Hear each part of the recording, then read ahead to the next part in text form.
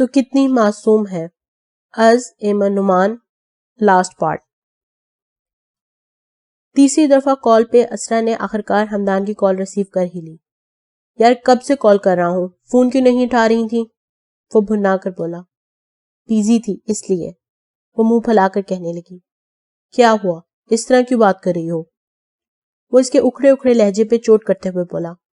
جیسے آپ بیزی تھے آج ویسے ہی میں بھی ہوں. اوہ اب سمجھا. تو محترمہ میرے نہ آنے پر خفا ہیں. خوش فہمی ہے آپ کی, وہ بڑبڑائی. جناب خوش فہمی نہیں ہے, یہ میری آپ کے لہجے میں بولتا یقین اس بات کا مکمل طور پر گواہ ہے کہ آگ دونوں طرف برابر کی لگی ہے.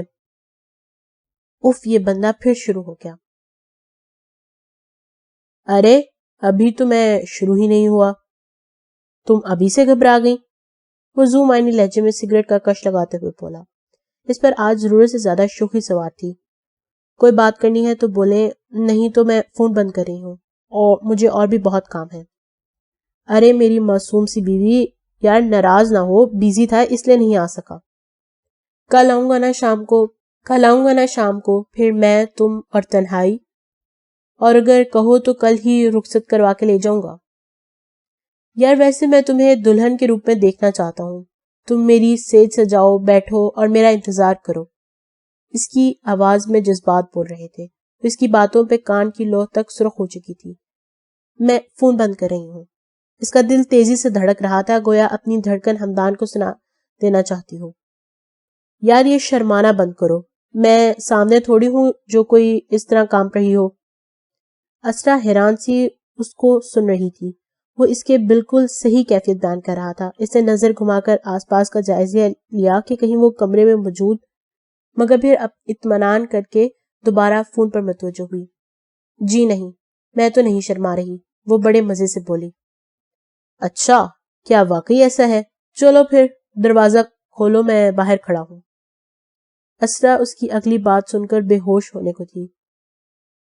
وہ کچن میں کھڑی کافی پھینک رہی تھی جب اس کو کچن میں کسی کی موجودگی کا احساس ہوا. وہ یکدم ایڑی کے بل الٹی گھومی. اپنے سامنے موجود سمیر کو دیکھ کر کافی کا مگ اس کے ہاتھ سے چھوٹا چھوٹا بچا. سمیر کی حالت بھی اریج سے کچھ مختلف نہ تھی. وہ ننھی آرزو کو گود میں لیے حیران پریشان سا کچن کے بیچوں بیچ کھڑا تھا. سمیر اور اریج کے سکتے کو آرزو کی زور زور سے رونے نے توڑا. اریج سمیر کے بولنے سے پہلے بول پڑی. سمیر چاچو آپ یہاں کیسے؟ وہ گھبراہٹ میں اتنا ہی کہہ پائی. ننھی سی جان کو دیکھ کر اس کا دل چاہا کہ اس کو اپنی باہوں میں بھر کر خود سمیٹ کے اور خوب چومے. بچے اس کی کمزوری تھے. وہ اگر باہر بھی کوئی بچہ چھوٹا سا دیکھتی تو زور زور سے اس کو گالوں پہ چٹکی بھرتی, جس سے بچہ گھبرا کر گلے پھاڑ کے رونے لگ جاتا. آرزو زاروں قطار رو رہی تھی. اریج سے اس کا رونا مزید برداشت نہیں ہوا اور اس نے بے ساختہ آگے بڑھ کر اس ننھے وجود کو اپنی باہوں میں پھیل لیا. سمیر نے بھی چپ چاپ اس کو تھما دیا. پورے راستے وہ جانے کیوں روتی ہوئی آئی تھی. وہ شدید تھکن کا شکار تھا, مگر سامنے کھڑی اریج نے اس کو برے طریقے سے پریشان کر چھوڑا تھا. وہ پانی پی کر خود کو ریلیکس کرنے کے بعد واپس پلٹا. آرزو کو سلاتی اریج پہ ایک نظر ڈالی اور سامنے کرسی گھسیٹ کر بیٹھ گیا. البتہ آرزو اریج کی محبت بھری پناہوں میں آ کر تھوڑی دیر ہی نیند کی وادی میں اتر چکی تھی. لگتا ہے اب امتحان کا وقت نزدیک آ چکا ہے. کہیں مجھے سمیر چاچو زبردستی واپس تو نہیں چھوڑائیں گے؟ اس سوچ کے آتے ہی اریج کے چہرے کا رنگ فک ہو گیا تھا. خوف کے سائے واضح طور پر اس کے چہرے پر منڈلاتے نظر آ رہے تھے. وہ دونوں بالکل آمنے سامنے بیٹھے تھے ایک دوسرے کے, اور بیچ میں ٹیبل پر وہ ننھی پری ہر قسم کی پریشانیوں سے دور گہری نیند میں پریوں کے ساتھ اٹکیلیاں کر رہی تھی. بیٹا یہ سب کیا ہے؟ اور تم مجھے ٹھیک سے بتاؤ, تم یہاں اکیلی اس وقت آخر کیا کر رہی ہو؟ سوال تو کئی اریج کے دماغ میں بھی دستک دے رہے تھے کہ سمیر چاچو بغیر اپنی وائف کے صرف اپنی بیٹی کو ساتھ یہاں لے کر کیوں آئے ہیں. اس کو دال میں کچھ کالا محسوس ہو رہا تھا, مگر وہ فی الحال اس پوزیشن میں نہیں تھی کہ کچھ بھی سوال کر سکتی, اس لیے خاموش رہی. اریج میں تم سے کچھ پوچھ رہا ہوں, تم یہاں رات کے اس پہر کیا کر رہی ہو آخر؟ اب کی دفعہ سمیر کا لہجہ کافی سخت لیے ہوا تھا. وہ ڈر سی گئی اور خوف سے کچھ ہی سیکنڈ میں اپنے اوپر گزری تمام داستان حرف بہ حرف اس کی گوش گزارتی رہی. سمیر خاموشی سے سنتا رہا اور پھر کچھ ہی لمحوں بعد جب وہ سب کچھ کہہ چکی تھی تب وہ تحمل سے اریج کی طرف دیکھتے ہوئے بولا. تم آج کی رات یہاں رہ سکتی ہو، مگر تمہیں کل صبح ہی فوراً میں حسن بھائی کے حوالے کر دوں گا۔ سمیر کے لہجے میں قطعیت تھی، اس کو وحشت سی ہونے لگی تھی۔ پلیز چاچو، مجھے واپس نہ چھوڑیں، وہ لوگ مجھے ختم کر دیں گے۔ زاور کسی نہ کسی طرح سے مجھے اس سے آگے اسے بولا نہیں گیا اور وہ پھوٹ پھوٹ کر زاروں قطار رو دی۔ سمیر اس کے اس طرح رونے سے گھبرا کر اس کے پاس آیا اور تھوڑا فاصلہ رکھ کر وہیں بیٹھ گیا۔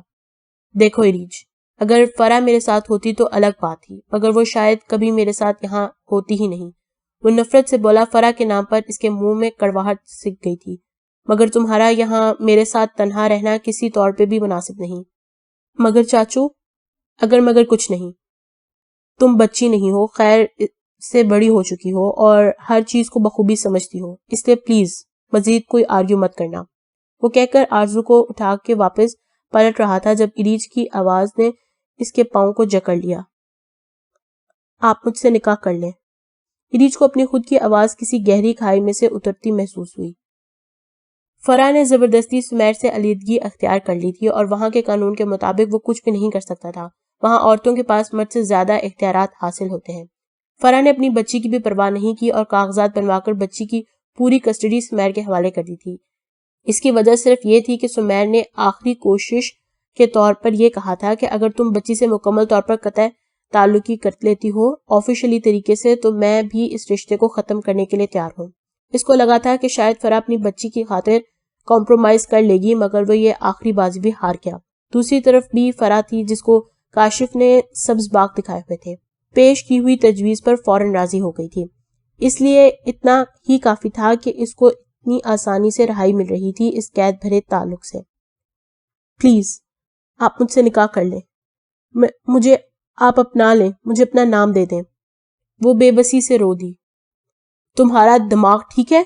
وہ آرزو کو ڈائننگ ٹیبل پر لٹا کے واپس اریج کے پاس آیا۔ سمیر کو اریج کی دماغی حالت پہ شک ہوا، اس کو اپنی سماعتوں پر دھوکہ محسوس ہوا۔ وہ اس کی طرف بڑھا اور اس کو جھنجھوڑتے ہوئے پوچھنے لگا، جانتی بھی ہو کیا کہا ہے ابھی؟ ہاں، بہت اچھی طرح سے۔ وہ کچن کے بیچوں بیچ کھڑی تھی۔ اس کے باوجود بھی کہ میری شادی ہو چکی ہے؟ ہاں، اس کے باوجود بھی۔ وہ اب ہذیانی انداز میں بولی۔ آہستہ بولو، تم جانتی بھی ہو میرے اور تمہارے درمیان کیا رشتہ بنتا ہے؟ میں اس رشتے کو نہیں مانتی، تو پھر میں بھی وہ نہیں کر سکتا جو تم چاہتی ہو۔ ٹھیک ہے، آپ نہیں کر سکتے تو جو میں کرنے جا رہی ہوں اس کو کرنے سے آپ بھی مجھے نہیں روک سکتے۔ یہ کہتے ہی اس نے سامنے کٹلری سے چھری اٹھا کر اپنے ہاتھ کی نبض پر رکھ لی۔ مجھے اپنا لیں، بس مجھے اپنا نام دے دیں۔ وہ اپنے آپ میں نہیں تھی۔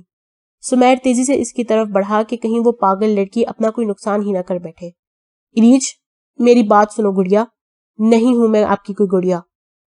اس کو اپنے قریب آتا دیکھ کر الٹے قدموں پیچھے ہوتی چیخ کر بولی تھی، نہیں، میں مزید اذیت کی زندگی نہیں گزار سکتی، بہت دربدر ہو چکی ہوں اب، زاور کے ہاتھوں ہرگز بھی نہیں بکوں گی میں۔ وہ اپنے حواسوں میں نہیں رہی تھی۔ کیا بے وقوفی کی باتیں کر رہی ہو؟ وہ چیخا۔ تو پھر عقل مندی کی باتیں آپ کر لیں اور مجھے اپنا لیں نکاح میں۔ وہ بھی اسی کے انداز میں دھاڑی۔ ٹھیک ہے، آپ یہ نکاح کچھ عرصے کے لیے کر لیں ایز اے کانٹریکٹ میرج کے طور پر۔ جیسے ہی زاور سے میری جان چھٹے گی اور حالات بہتری کی طرف ہو جائیں گے تو میں آپ سے خود علیحدگی اختیار کر لوں گی۔ اریج، شادی کوئی گڈے گڑیا کا کھیل نہیں ہے کہ جب دل میں آئی ختم کر دی اور جب چاہا خوشی خوشی اس بندھن میں بند گئے۔ وہ اس کا دھیان اپنی طرف دے کر بہت آہستہ سے چھری اس کے ہاتھ سے لے چکا تھا۔ اریج بھی شاید اب تھک چکی تھی۔ خود کو بچاتے بچاتے وہ وہیں زمین پر ہی بیٹھتی چلی گئی اور گھٹنوں میں اپنا سر چھپاتے ہوئے پھوٹ پھوٹ کر رو دی۔ ٹھیک ہے، کل ہمارا نکاح ہے۔ یہ کہہ کر وہ رکا نہیں اور چل کر باہر نکل گیا۔ اس کو صحیح معنوں میں اپنا آپ بے بسی کی انتہا کو چھوتا ہوا محسوس ہوا۔ زندگی میں آج اس کو جتنی ذلت محسوس ہوئی تھی، اس سے پہلے کبھی اس نے خود کو اتنا بے بس نہیں پایا تھا۔ وقت نے اس کی انا کو کرچی کرچی کر کے رکھ دیا تھا۔ ٹوٹ کے بکھرنا کسے کہتے ہیں اس کو آج صحیح معنوں میں پتا چلا تھا۔ وہ لوگ شام میں سمیر کے گھر پر تھے۔ حجاب کی تو خوشی کا کوئی ٹھکانہ ہی نہیں تھا جب اس کو پتا چلا تھا کہ اریج کا نکاح اس کے بھائی سمیر سے ہو رہا ہے۔ بشر نے ہمدان کو بھی اعتماد میں لے لیا تھا اور تمام صورتحال بتا کر گواہ بنانے کے لیے راضی کر لیا تھا۔ وہ کسی بھی باہر کے بندے کو اس نکاح میں بالکل بھی انوالو نہیں کرنا چاہتا تھا۔ ہمدان نے بھی خاموشی سے اس کی بات سنی اور حامی بھر لی۔ اس نے ویسے بھی آج ہر صورت میں اسرا سے ملنا تھا. وہ اس کی ایک جھلک دیکھنے کے لیے بے قرار تھا. رات میں بھی اس نے اس کے ساتھ مذاق میں کہا تھا کہ وہ باہر کھڑا ہے اسرا کی گھبراہٹ کو انجوائے کرنے کے لیے، مگر اس پر اسرا کا ہجر کاٹنا بہت مشکل ہو رہا تھا. نکاح کے وقت ماما بابا اور باقی سب بھی سمیر کے گھر موجود تھے. حمدان بھی وقت سے پہلے ہی آ گیا تھا. اسرا نے جو انتظامات حمدان کے لیے کیے تھے کھانے کے، وہ پیک کروا کر وہیں لے آئی تھی. اس کو اپنی طبیعت آج گری گری سے محسوس ہو رہی تھی. سر بری طرح سے چکرا رہا تھا. صبح سے حمدان کے آنے کی خوشی میں اپنا آپ پھولے نہ سمائے اپنی طبیعت کو نظر انداز کیے طرح طرح کے کھانے بنانے میں پورا دن مصروف رہی. نکاح سے پہلے حجاب اریج کے پاس آئی. وہ حجاب کے کمرے میں ہی ٹھہری ہوئی تھی. مجھے بہت خوشی ہے کہ تم میری بھابھی بن رہی ہو، اور ابھی سمیر بھائی نے مجھے اپنی ڈائیورس کے بارے میں بتایا ہے. کیا مطلب؟ میں کچھ سمجھی نہیں. وہ اچھمبے سے بولی. وہ تو یہی سمجھ رہی تھی کہ سمیر کسی کام کے سلسلے میں کچھ عرصے کے لیے پاکستان آیا ہے، مگر حجاب کے منہ سے ڈائیورس کا لفظ سن کر اس کو حیرت کا جھٹکا سا لگا. پھر حجاب نے اس کو سمیر کی بتائی ہوئی پوری بات حرف بحرف گوشت گزار کر دی. ریچ کو معصوم آرزو کو دیکھ کر بہت افسوس ہوا. اس معصوم کا کیا قصور تھا آخر؟ وہ اس کے پاس ہی تھی، رات سے بہت پرسکون تھی، جیسے ایک بچی ماں کی ممتا سے ترسی ہوئی ہو، اور پھر اس کو اچانک ماں کا محبت بھرا لمس میسر ہو جائے. سمیر نے حجاب کو گلے لگا کر اپنے تمام سابقہ رویے کی معافی مانگی. وہ بہت شرمندہ تھا. حجاب کو جیسے ایک نئی زندگی مل گئی تھی. وہ دوبارہ سے جی اٹھی. بھائی کی محبت کو دیکھ کر وہ اپنا میکہ دوبارہ سے آباد ہوتا محسوس کر رہی تھی. بھائی بھابھی بھتیجی خوشی اس کے چہرے سے پھوٹتی رہی تھی. وقت نے اس کو آہستہ آہستہ اس کے تمام رشتے لوٹا دیے تھے. وقت اگر ضرب لگاتا ہے تو مرہم بھی ضرور رکھتا ہے. وقت اسی کو کہتے ہیں. چلو میں تمہارے لیے یہ ڈریس اور جیولری لائی ہوں. باہر بیوٹیشن بھی ویٹ کری ہے. تم جلدی سے چینج کر کے اس کو پہن لو تاکہ میں بیوٹیشن کو اندر بلاؤں. مگر حجاب، وہ اس کو سب کچھ سچ سچ بتا دینا چاہتی تھی، مگر حجاب بات بھی سننے کو تیار نہیں تھی. ہاتھوں کو سرسوں جمانے کو تیار تھی. وہ اس کے چہرے پہ پھوٹی خوشی کے رنگوں کو دیکھ کر خاموشی سے ناچار سی ہو کر ڈریسنگ روم کی طرف حجاب کا لایا ہوا ڈریس اور جولی اٹھا کر چلی گئی. بعض اوقات ہمیں دوسروں کی خوشی کے لیے بہت کچھ سہنا پڑتا ہے. اریج کا دل ٹکڑے ٹکڑے ہو کر بکھر چکا تھا. زندگی کی کوئی بھی رنگ اس کو اپنے اندر محسوس نہیں ہو رہی تھی. حجاب اپنا دوپٹہ سنبھالتی ہوئی باہر آئی. جب کوریڈور میں جاتے ہوئے ٹھٹک کے رک گئی. سامنے ہال کمرے کا منظر دیکھ کر اس کو اپنی آنکھوں میں مرچی بھرتی محسوس ہوئی. ڈائننگ ٹیبل پر اسرا پلیٹیں رکھ رہی تھی. جب اس کو اپنا سر چکراتا ہوا محسوس ہوا. وہ گرنے کو تھی جب وہاں سے گزرتے بشر نے اس کو ٹیبل کے پاس رکھی چیئر گھسیٹ کر سہارا دے کر بٹھایا ہوا تھا. اسرا کیا ہوا ہے؟ ٹھیک تو ہو؟ وہ اس کو پانی پلاتے ہوئے بولا. طبیعت تو ٹھیک ہے نا تمہاری؟ کہ تم اتنی سرد کیوں پڑ رہی ہو؟ ہاں میں ٹھیک ہوں، بس چکر آ گئے تھے شاید بھوک سے. یار یہ تو ہوگا ہی. تم نے صبح سے بھی ناشتہ نہیں کیا اور مجھے پورا یقین ہے کہ دوپہر میں بھی تم نے کچھ نہیں کھایا ہوگا. وہ خاموش رہی کیونکہ واقعی صبح سے وہ بھوکی تھی. حمدان کے لیے طرح طرح کی ڈشز بناتے بناتے وہ اب اپنا آپ بھی بھول بیٹھی تھی. اچھا چلو میں تمہارے لیے کچھ کھانے کو لاتا ہوں، پہلے ذرا سمیر کی بات سنو. بشر سمیر کے بلانے پر جا پہنچا. حجاب شک کی آگ میں بری طرح جھلس رہی تھی. قاضی صاحب کے ساتھ حمدان، بشر اور بابا بھی کمرے میں داخل ہوئے. اریج کے پاس حجاب اور ماما پہلے سے ہی موجود تھیں. اسرا البتہ ابھی آئی تھی تمام انتظامات سے فارغ ہو کر، اور پھر چند لمحوں میں وہ اریج حیدر سے اریج سمیر بن چکی تھی. دل تھا کہ بے سکون سا ہو کر بند ہونے کو تیار تھا. دھڑکنیں بھی شاید تھک چکی تھیں. وہ رونے کو پر تول رہی تھی جب ماما نے بہت پیار سے اس کے سر پر ہاتھ رکھ کر کہا، بیٹا اللہ تعالیٰ سب کے جوڑے آسمان پہ بناتا ہے اور تمہاری شادی اسی طرح ہونی تھی، اور اتنے پیارے بندھن میں بننے کے بعد یہ اداسی اور رونا بہت بری بات ہے. اللہ تعالیٰ ناراض ہوگا. اس نے تمہیں دیکھو کتنی بڑی مشکلوں سے نکال کر ایک مضبوط سہارا عطا کر دیا ہے. وہ اس کو بہت ساری چیزیں پیار سے سمجھا رہی تھی. حجاب سمیر کے پاس جا چکی تھی. کمرے میں بس وہ دونوں ہی تھیں. ماما اس کو ماتھے پر بوسہ دے کر باہر چلی گئی تھی. سب لوگ خوش گپیوں میں مصروف تھے جب کچن سے ایک زوردار چھناکے کی آواز آئی.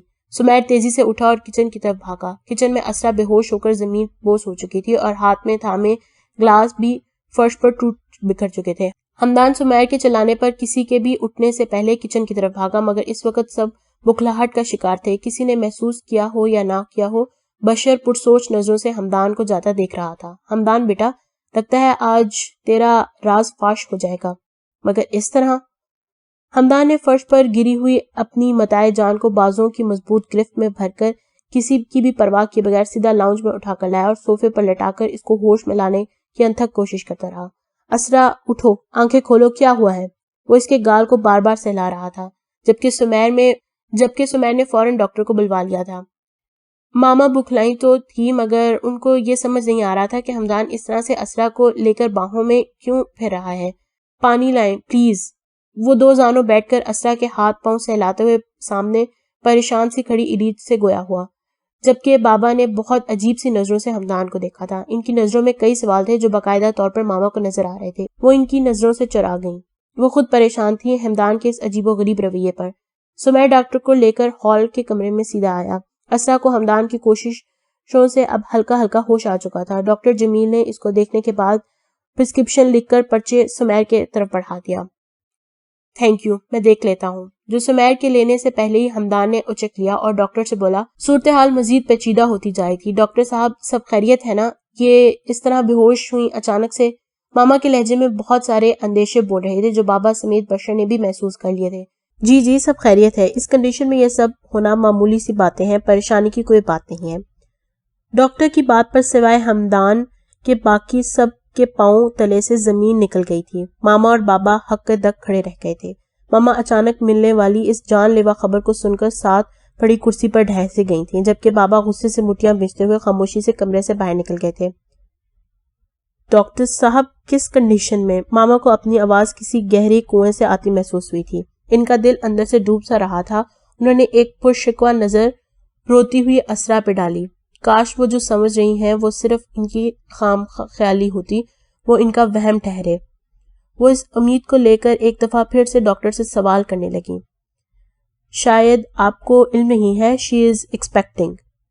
میں کچھ ٹیسٹ لکھ کے دے رہا ہوں، یہ کروا لیے گا اور ان کی خوراک کا خاص خیال رکھیں، ان کو بالکل بھی ویکنس نہ ہونے پائے، اور ہاں ان کو کسی بھی قسم کا سٹریس اور ڈپریشن سے دور رکھیے گا، یہ پریگنینسی کے حساب سے کافی ہے۔ اسرا ڈاکٹر کی بات سن کر پتھرا سی گئی، اس کو اپنی سماعتوں پر یقین نہیں آ رہا تھا۔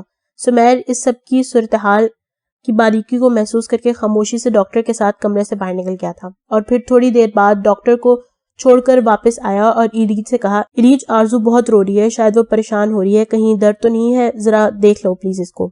سمیر نے جان کر اس کو بھی منظر سے ہٹا دیا۔ وہ خود بھی وہاں سے جانا چاہ رہی تھی، وہ اپنے آپ کو اس صورتحال پر انفٹ محسوس کر رہی تھی مگر سمجھ نہیں پا رہی تھی کہ کس طرح اس وقت وہ ادھر سے جائے۔ سمیر نے گویا اس کی مشکل آسان کر دی تھی۔ اب کمرے میں 5 نفوس موجود تھے۔ کمرے میں ماتم کا سما بن چکا تھا۔ ماما صوفے پر اپنا سر تھام کر بیٹھی تھی، ان کے پاس بولنے کے لیے کچھ بچا ہی نہیں تھا۔ کیوں کیا تم نے میرے ساتھ ایسا؟ حجاب کو لگا جیسے وہ کسی ٹرانس میں سے نکلی ہو۔ حمدان اسرا کی صفائی دینے کے لیے لب کھول ہی رہا تھا جب حجاب نے کچھ بھی سوچے بغیر بشر کا گریبان پکڑ کر ہذیانی انداز میں چیختے ہوئے بولا۔ بشر حیران پریشان سا صورتحال کو سمجھنے کی کوشش کر رہا تھا کہ حجاب کو ایسا کیا ہوا ہے جو وہ اس طرح سے اس کا گریبان پکڑ کر چیخے چلا رہی ہے۔ حمدان اور ماما کا بھی یہی حال تھا۔ کیوں کیا تم نے ایسا؟ کیوں دیا تم نے مجھے دھوکہ؟ بتاؤ کیا کمی رہ گئی تھی میری محبت میں؟ حجاب اپنے حواسوں میں نہیں تھی، جو اس کے منہ میں آ رہا تھا وہ بولے جا رہی تھی۔ وہ چیخ رہی تھی، زاروں قطار رو رہی تھی۔ حجاب بس کرو، کیا ہو گیا ہے تمہیں؟ بشر حمدان اور اسرا کے سامنے شرمندہ سا ہو کر حجاب کو جھنجھوڑتے ہوئے بولا۔ اسرا خاموش تماشائی بنے اپنی موت کی دعائیں کر رہی تھی۔ تم نے مجھے کہیں کا نہیں چھوڑا، میں نے کہا تھا نا کہ تم میرے لیے مزید مشکلات کھڑی کر دو گے، مگر تم نہیں مانے، اور آج دیکھ لو میں کسی کو منہ دکھانے کے قابل نہیں رہی۔ تم نے میرے چند ہی بچے کھچے رشتوں کے سامنے مجھے ان کی کیا اپنی نظروں میں گرا دیا ہے۔ وہ اپنے دل و دماغ سے جنگ لڑتی سسکیاں بھر رہی تھی، اس کا وجود زلزلوں کی زرد میں تھا۔ وہ ہولے ہولے کانپ رہی تھی۔ حجاب اور چیختے ہوئے بولی، بتاؤ کیا تعلق ہے تمہارا اور اس کا؟ جو ڈاکٹر ابھی انکشاف کر کے گیا ہے تم جانتے تھے نا؟ وہ ابھی کچھ اور بولتی اور بشر کا ہاتھ اٹھتا دیکھتے ہوئے حمدان نے آواز حجاب کے الفاظوں کو واپس حلق میں جانے پر مجبور کر دیا۔ بس میں اب کوئی فضول بات نہیں سنوں گا۔ وہ سسکتی ہوئی اس راہ کے پاس بیٹھ کر اس کا یا بستہ ہاتھ اپنے ہاتھ میں تھامتے ہوئے بولا۔ ماما نڈھال سی ہو کر حجاب کو تو کبھی حمدان کو دیکھنے اور سمجھنے کی کوشش کر رہی تھی۔ ان کو اپنا دل بند ہوتا محسوس ہونے لگا۔ بشر نے ایک جھٹکے سے حجاب کو خود سے دور کرتے ہوئے ایک نفرت بھری نظر اس پر ڈالی اور کہنے لگا، حمدان میں ڈیل کرتا ہوں، تم پریشان مت ہو۔ نہیں بشر، تو کچھ نہیں جانتا، بس اب وقت گیا۔ اسرا نے کبوتر کی طرح سختی سے آنکھیں بند کر لیں. اف، اتنی رسوائی. اس دن کو دیکھنے سے پہلے میرے رب تو نے مجھے اپنے پاس کیوں نہ بلا لیا؟ میری سانسیں کیوں چل رہی ہیں ابھی تک؟ اس کا بس نہیں چل رہا تھا کہ خود کو ختم کر ڈالے یا کہیں غائب ہو جائے جہاں کوئی بھی اسے اب تک نہ پہچان سکے. میں سب کچھ جانتا ہوں. مجھے بی اما نے اپنے جانے سے ایک دن پہلے سب کچھ بتا دیا تھا جب میں تجھ سے ملنے آیا تھا. بشر نے ہمدان اور اسرا کے سر پر دھماکہ کیا تھا. کیا جانتے ہو تم بشر؟ ماما اپنے آنسو صاف کرتے ہوئے بولی.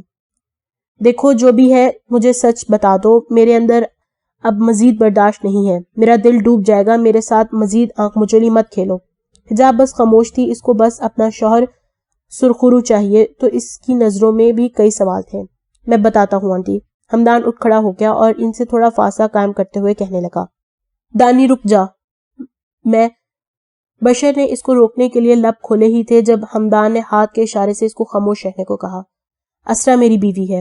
حجاب اور ماما ہمدان کی اس بات کو سن کر ہکا بکا رہ گئیں. ماما سکتے کی حالت میں تھی اس انکشاف پر، جبکہ حجاب کو لگا جیسے ہمدان نے کہا کچھ اور ہے اور اس کو سنائے کچھ اور دیا گیا ہے. یہ کیسے ممکن ہے؟ ماما خود کو سکتے کی اسی کیفیت سے بہت مشکل سے نکال کر گویا ہوئی. اسرا ابھی تک اپنی آنکھیں بند کیے رو رہی تھی. آنسو تو آتر اس کی آنکھوں سے بہ رہے تھے. یہ حقیقت ہے کہ یہ میری بیوی ہے اور ساتھ ہی میری سگی چچا جات بھی. وہ دھماکوں پہ دھماکے کر رہا تھا. ہمارا نکاح آج سے بہت سال پہلے ہو گیا تھا. حجاب ہمدان کی بات سن کر اپنا سر تھام کر بیٹھ گئی تھی، جبکہ ماما کو اپنے دل میں تھوڑا سا سکون سا محسوس ہوا کہ ان کی بھانجی نے کچھ غلط نہیں کیا. ان کی بہن کی تربیت میں کوئی کمی نہیں ہو سکتی تھی. ان دونوں نے ایک جائز رشتے کے تحت تعلق قائم کیا، مگر کچھ باتیں وہ ہمدان سے پھر بھی کرنا چاہتی تھی. میں اسرا کو لے کر جا رہا ہوں. میرا نہیں خیال کہ اب کسی کو اعتراض ہوگا اس کو لے جانے پر میرے یہاں سے. وہ اسرا کے اوپر ایک جتاتی ہوئی نظر ڈال کر گویا ہوا. حجاب بھابھی، بشر صرف آپ کا ہی ہے اور آپ کا ہی رہے گا. وہ حجاب کے سر پر ہاتھ رکھ کر بولا. مگر آپ اپنے شریک سفر پہ اعتبار کریں، کیونکہ یہ رشتہ محبت کے علاوہ اعتماد اور اعتبار کا ہے. حجاب کو خود سے اس وقت کراہت محسوس ہو رہی تھی کہ وہ کیسے ایک پاک دامن لڑکی کے دامن پر کیچڑ اچھال گئی، اور کیوں کر اس نے اپنے اتنے پیارے محبوب شوہر کو شک کی نظروں سے دیکھا. چلو اسرا، میں نے تمہارے کہنے پر تمہیں تمام معاملات ٹھیک کرنے کا وقت فراہم کیا تھا. اب جبکہ تمام تر حالات درست ہو چکے ہیں، اب میں تمہارے شوہر کی حیثیت سے لے کے جا سکتا ہوں. ہمدان کے لہجے میں کسی قسم کی لچک نہیں تھی. آج وہ آر یا پار کرنے پر تلا ہوا تھا. غصے اور ذلت سے اس کی آنکھیں سرخ ہو رہی تھی. دماغ کی رگیں تن سی گئی تھی. وہ اسرا کو اٹھا کر سہارا دیتے ہوئے گیا ہوا. جب ایک دم حجاب کو ہوش آیا اور وہ اسرا کے پاس جا کر اس کے سینے سے جا لگی. اسرا پلیز مجھے معاف کر دو. مجھ سے بہت بڑا گناہ ہو گیا ہے. میں نے تمہارے پاک وہ اب اس کے سینے سے لگ کر رو رہی تھی. اسرا بھی اس طرح اس کے بکھرنے پر ششدر رہ گئی تھی. اسرا، میں معافی کی قابل تو نہیں ہوں، مگر پلیز مجھے معاف کر دو. ہمدان بشر کے پاس جا کر کھڑا ہو گیا تھا. بشر لاتعلق سا ہوا تھا حجاب سے. بشر، حجاب بھابھی کا دل بالکل کورے کاغذ کی طرح صاف شفاف ہے. ان کو جیسے ہی اپنی غلطی کا احساس ہوا، انہوں نے کسی کی بھی پرواہ کیے بغیر سب کے سامنے معافی مانگی. جس طرح سب کے سامنے تم سے سوال کیا تھا، اسی طرح سب کے سامنے ہی معافی کی بھی طلبکار ہے. وہ ان گنے چنے لوگوں میں سے ہیں جو غلطی کر کے اس سے سبق لے کر اپنی زندگی کو بہتر سے بہتر بنانے کی صلاحیت رکھتے ہیں. معافی مانگنا اور اپنا گناہ تسلیم کرنا بہت دل گردے کا کام ہوتا ہے، ورنہ وہ چاہتے تو اکیلے کمرے میں بھی اسرا سے معافی مانگ لیتی، یا نہیں بھی مانگتی اور یہ کہہ دیتی کہ جس طرح کے حالات تھے تو وہ یہی اخذ کر سکیں، اور یہ ان کا ریئیکشن اس بات کا گواہ ہے کہ وہ تمہیں ٹوٹ کے چاہتی ہیں. میں جانتا ہوں. بشر اس کی پوری بات سن کر بس اتنا ہی کہہ سکا اور اسرا کے پاس گلے شکوے دور کرتی حجاب کو الگ کرتے ہوئے اپنے بازو کے حصار میں لیتے ہوئے اسرا سے کہنے لگا. کیا تم میری چھوٹی سی معصوم سی بیوی کو معاف کر سکتی ہو؟ یہ لڑکی عقل سے پیدل ہے بالکل، مگر یار جیسے بھی ہے اب تو تمہاری بھابھی ہے نا. وہ ماحول میں طاری غمگین فضا کو تھوڑا ہلکا پھلکا کرنے کی کوشش کرتے ہوئے بولا، جبکہ حجاب حیران تھی. بشر کے رویے پہ اس کو تو یقین ہی نہیں آ رہا تھا. وہ تو یہ سمجھ رہی تھی کہ بشر اب اس کو بخشے گا نہیں، مگر حجاب کو آج صحیح معنوں میں پتا چل گیا تھا کہ ایک بہترین مرد وہی ہے جو عورت کی عزت کرے، نہ کہ اس پہ ہاتھ اٹھائے یا پھر بھری محفل میں اس کی بے عزتی کرے. ایک عظیم مرد وہی ہے جو وقت پڑنے پر جب عورت کو اس کی ضرورت ہو اور عورت حق پہ ہو، تب وہ اس کی ڈھال بن کے کھڑا ہو جائے، ایسے کہ کوئی اس کی طرف نظر تو کیا بڑھ بھی نہ سکے، بلکہ اس کا غصہ اور ناراضگی اب ساری زندگی اس کے حصے میں آئے گی. میں بشر تمہارے کہنے کے باوجود بھی اس کو معاف نہیں کروں گی، اور تمہیں بھی. تم نے اتنی بڑی بات جانتے بوجھتے مجھ سے چھپائی۔ وہ خفا خفاسی بشر سے گویا ہوئی۔ ماما بہت خاموشی سے سب کو سن رہی تھی، ان کا ذہن کچھ اور ہی لائے عمل طے کر رہا تھا۔ مگر اسرا، ہمدان نے کہا۔ بشر اسرا کا جواب سن کر مایوسی سے خاموش ہو گیا، جبکہ حجاب مزید زاروں قطار رو پڑی۔ ٹھیک ہے، میں تم دونوں کو معاف کرتی ہوں، مگر میری ایک شرط ہے۔ وہ بشر حجاب کو محبت بھری نظروں سے دیکھتے ہوئے بولی، اس کے پاس اب یہی تو کچھ رشتے باقی رہ گئے تھے اور وہ ان کو اب ناراض نہیں کرنا چاہتی تھی۔ مخلص لوگ بہت کم ملتے ہیں اور جو ملتے ہیں ہمیں ان کی قدر کرنی چاہیے۔ کیا پلیز تم جو کہو گی میں کروں گی، لیکن تم ایک دفعہ بس مجھے معاف کر دو اور اپنا دل میری طرف سے صاف کرو، پلیز، صرف ایک دفعہ۔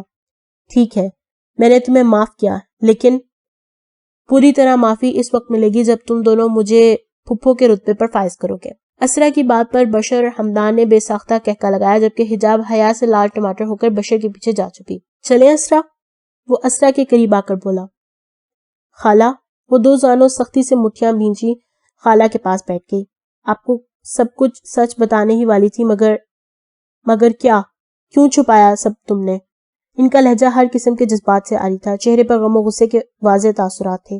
اسرا کو چند ہی منٹوں میں شروع سے لے کر آخر تک کی تمام ردات سنا دی گئی۔ انہوں نے بڑے تحمل سے اس کی بات سنی اور پھر جب وہ بولیں تو سب کو سانپ سونگ گیا۔ میں تمہیں اس لیے جانے نہیں دوں گی، جو کچھ بھی میری بہن کے ساتھ ہوا اس کے بعد میں اپنی بہن کے آخری نشانے کو جان بوجھ کر اندھی کھائی میں ہرگز دھکیل نہیں سکتی۔ مگر خالہ، تم خاموش رہو۔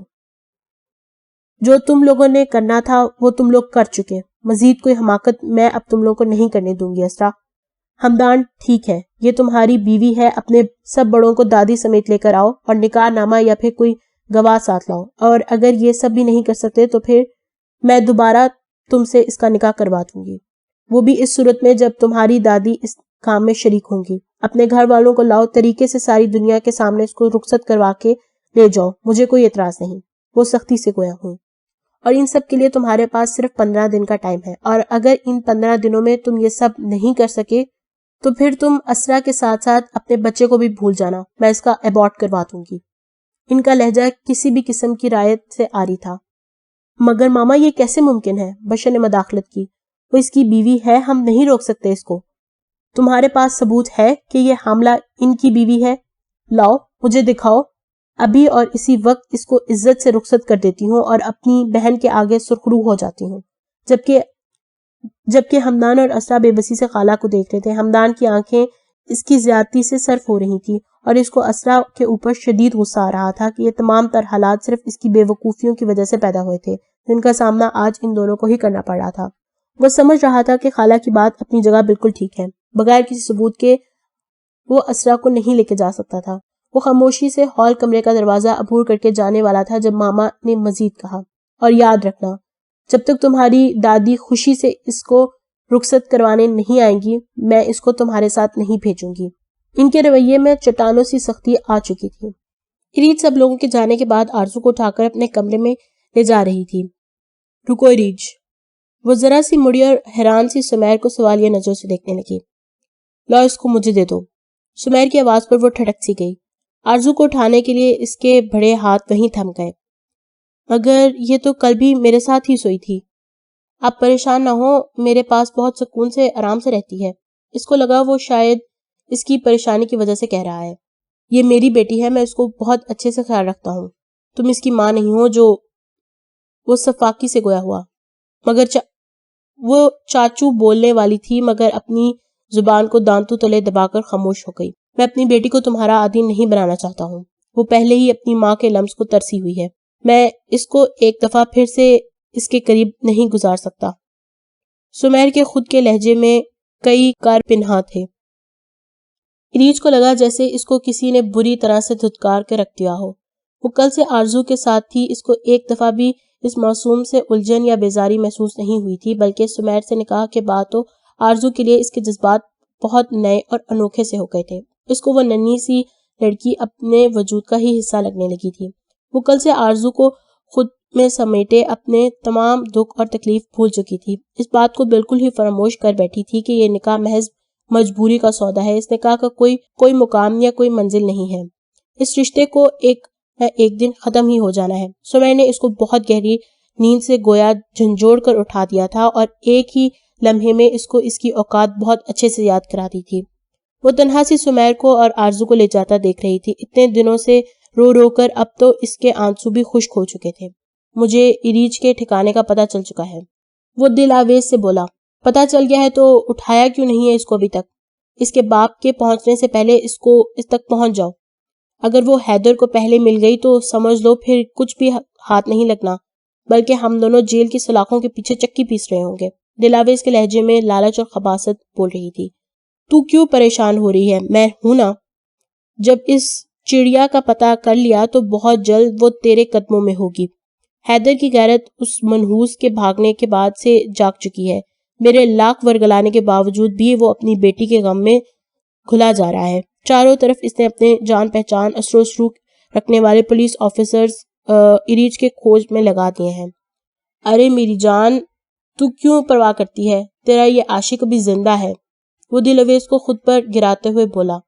چپ کر جا، آہستہ بول۔ یہاں پر کسی کو پتہ چل گیا کہ تو میرا یار ہے، بھائی نہیں، تو تیرے ساتھ ساتھ میری بھی خیر نہیں۔ تو میری جان کی ٹوٹی، تو کیوں دیر کر رہی ہے؟ جلد از جلد مال سمیٹ اور نکل۔ میں تو خود بھی یہی چاہتی ہوں، مگر بڈھے نے سوائے ایک چھوٹے سے اپارٹمنٹ کے علاوہ کچھ بھی ابھی تک میرے نام نہیں کیا۔ وہ زاور کی شرٹ کے بٹن کھولتے ہوئے خباثت سے بولی۔ اچھا چل، سب کچھ مجھ پر چھوڑ دے، آج بڑے ہی دن بعد موقع ملا ہے، تو بڑی مشکل سے میرے ہتھے چڑھی ہے۔ وہ دونوں گندگی کے ڈھیر شیطانی کھیل میں مصروف ہو چکے تھے اور یہ بھول بیٹھے تھے کہ ہمیں اپنے اعمال کا حساب اس دنیا میں نہیں تو آخرت میں ضرور دینا ہوگا۔ ہمدان ساری رات غصے کی بھٹی میں جلستا رہا تھا۔ میں اپنی بیوی کو اپنے ساتھ نہیں رکھ سکتا، لعنت ہے مجھ جیسے شوہر پہ۔ زہریلی سوچیں اس کو سکون لینے ہی نہیں دے رہی تھی۔ وہ سگریٹ پہ سگریٹ سلگا رہا تھا۔ اتنی بڑی خبر کہ میری اولاد اس دنیا میں آنے والی ہے، اور میں کیسا بد نصیب باپ ہوں کہ اپنے باپ بننے کی خوشی میں بھی خوشی منا نہیں سکتا۔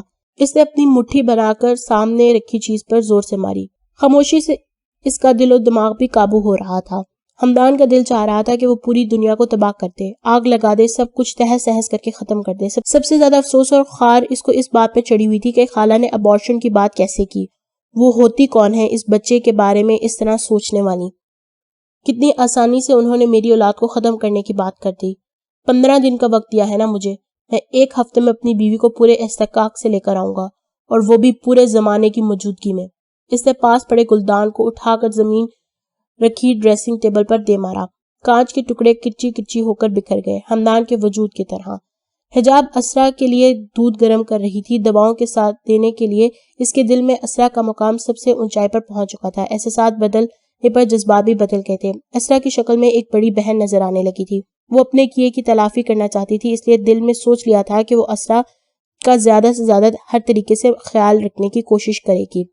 وہ کچن میں اپنے لیے کافی بنا رہی تھی۔ حجاب کو اس وقت خلاف توقع کچن میں دیکھ کر حیران ضرور ہوئی، پھر خاموشی سے اپنے لیے کافی بنانے کے لیے بڑھ گئی۔ حجاب اس کو مگ میں خود سے کافی بیٹ کرتے دیکھ کر کہنے لگی، لائیں میں بناتی ہوں۔ اس کو ایسی نظروں سے دیکھنے لگا جیسے کہہ رہا ہو تم صرف شک کرنا جانتی ہو، اس کے علاوہ تمہیں کچھ نہیں آتا۔ حجاب اپنا کافی کے لیے بڑھایا ہوا ہاتھ واپس کھینچ لے۔ اس کے دل میں چھن سے بہت کچھ ٹوٹتا ہے۔ حجاب کمرے میں آتی ہے، بشر کے اوپر ایک نظر ڈال کر ڈریسنگ روم میں چلی جاتی ہے۔ بشر آنکھوں پہ بازو رکھے شاید سو رہا ہوتا ہے۔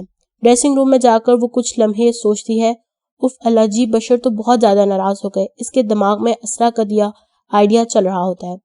وہ جب اس رات اس کو دودھ کے ساتھ دوائی دینے گئی ہوتی ہے تو اس وقت اسرا اس کا مرجھایا ہوا چہرہ دیکھ کر سمجھ گئی، اور اس کے پوچھنے پر حجاب نے معصومیت سے اسے سب کچھ سنا دیا۔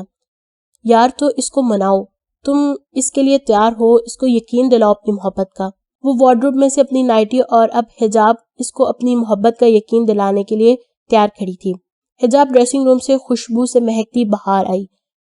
وہ بشر کو سوتا دیکھ کر سوچنے لگی کہ ایسے سو رہے ہیں جیسے زندگی میں پہلی بار نیند نصیب ہوئی ہو۔ یہاں میری نیندیں اٹھ گئی ہیں، اب کیا کروں، اٹھاؤں یا نہ اٹھاؤں؟ ایک کام کرتی ہوں، خود بھی سو جاتی ہوں، مگر مجھے ان کی ناراضگی سونے بھی تو نہیں دے گی۔ وہ ماتھے پر ہاتھ مار کر بولی، کہاں پھنسا دیا ایریج مجھے۔ اس کو بشر کے پاس جانا ایسا لگ رہا تھا جیسے خود کو جان بوجھ کر شیر کے منہ میں دھکیلنا۔ چلو اللہ کا نام لے کر اس ہٹلر کے پاس چلی جاتی ہوں، جو ہوگا دیکھا جائے گا۔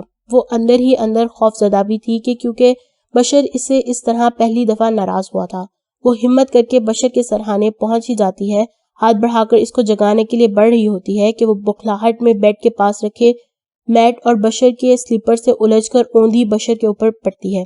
بشر اس اچانک گرنے والے خود پر بلڈوزر سے گھبرا کر گہری نیند سے جاگتا ہے۔ حجاب کو ڈیپ میرون 90 میں دیکھ کر وہ حواسوں میں جلد سے واپس آتا ہے۔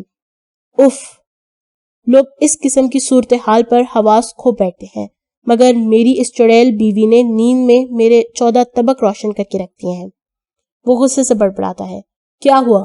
رات کے اس پہر تو سکون لینے دو۔ یار میرے خوابوں میں بھی جھانک کر ڈھونڈ رہی ہو کہ کس لڑکی سے مل رہا ہوں اور عشق کی پینگے بڑھا رہا ہوں؟ وہ تپ کے چنگارتے ہوئے بولا، وہ میں آپ سے ناراض تھی اس لیے میں آپ کے اوپر گر گئی۔ وہ بشر کے غصے سے خوفزدہ ہو کر الٹا ہی کہہ گئی، یا الہی، تو کیا میرے اوپر گرنے سے ناراضگی ختم ہوگی تمہاری؟ وہ بھنا کر بولا، اب کیا ساری رات ایسے ہی پڑے رہنے کا ارادہ ہے؟ جیا، جب تک میں پورے طریقے سے اسٹیکر نہیں بن جاؤں گا تب تک نہیں ہٹو گی۔ نہیں تو۔ وہ خود کو سنبھال کر اٹھنے کی کوشش کرتی ہے، مگر جیسے ہی سر اٹھاتی ہے اس کے لمبے بال بشر کی شرٹ کے بٹن میں الجھ جاتے ہیں اور وہ ایک دفعہ پھر سے اس کے چوڑے سینے سے لگ جاتی ہے۔ رات کی فسوق خیزی خوبصورتی سے تراشا ہوا پیکر، جائز رشتہ، استحقاق، وہ کچھ لمحوں کے لیے اس کے سحر میں گرفتار سا ہو گیا تھا، مگر جذبات پہ ایک دم دوپہر والا حجاب کا کارنامہ کسی فلم کے سین کی طرح دماغ کی سلیٹ پر چل گیا تھا۔ اس نے جھٹکے سے حجاب کو خود سے دور کیا۔ آؤچ! اس کے بے دردی سے جھٹکنے پر حجاب کے سر کے کئی بال بشر کے بٹن میں ہی رہ گئے تھے، جبکہ حجاب اپنے بال کھینچنے پر تکلیف سے کراہی تھی۔ یہ کیا میرے سامنے بےہودہ قسم کا لباس پہنا ہوا ہے؟ میں تو ایک دل پھینک اوباش قسم کا مرد ہوں، اس لباس میں تو میں تمہاری عزت نہ اتار۔ بشر حجاب کی آنکھوں میں چمکتے موتی دیکھ کر بڑی مشکل سے خود کے غصے کو کنٹرول کر پایا تھا۔ حجاب سے مزید اس کی ناراضگی برداشت نہیں ہوئی تھی اور وہ تیزی سے بھاگ کر بشر کے چوڑے سینے سے آ لگی تھی۔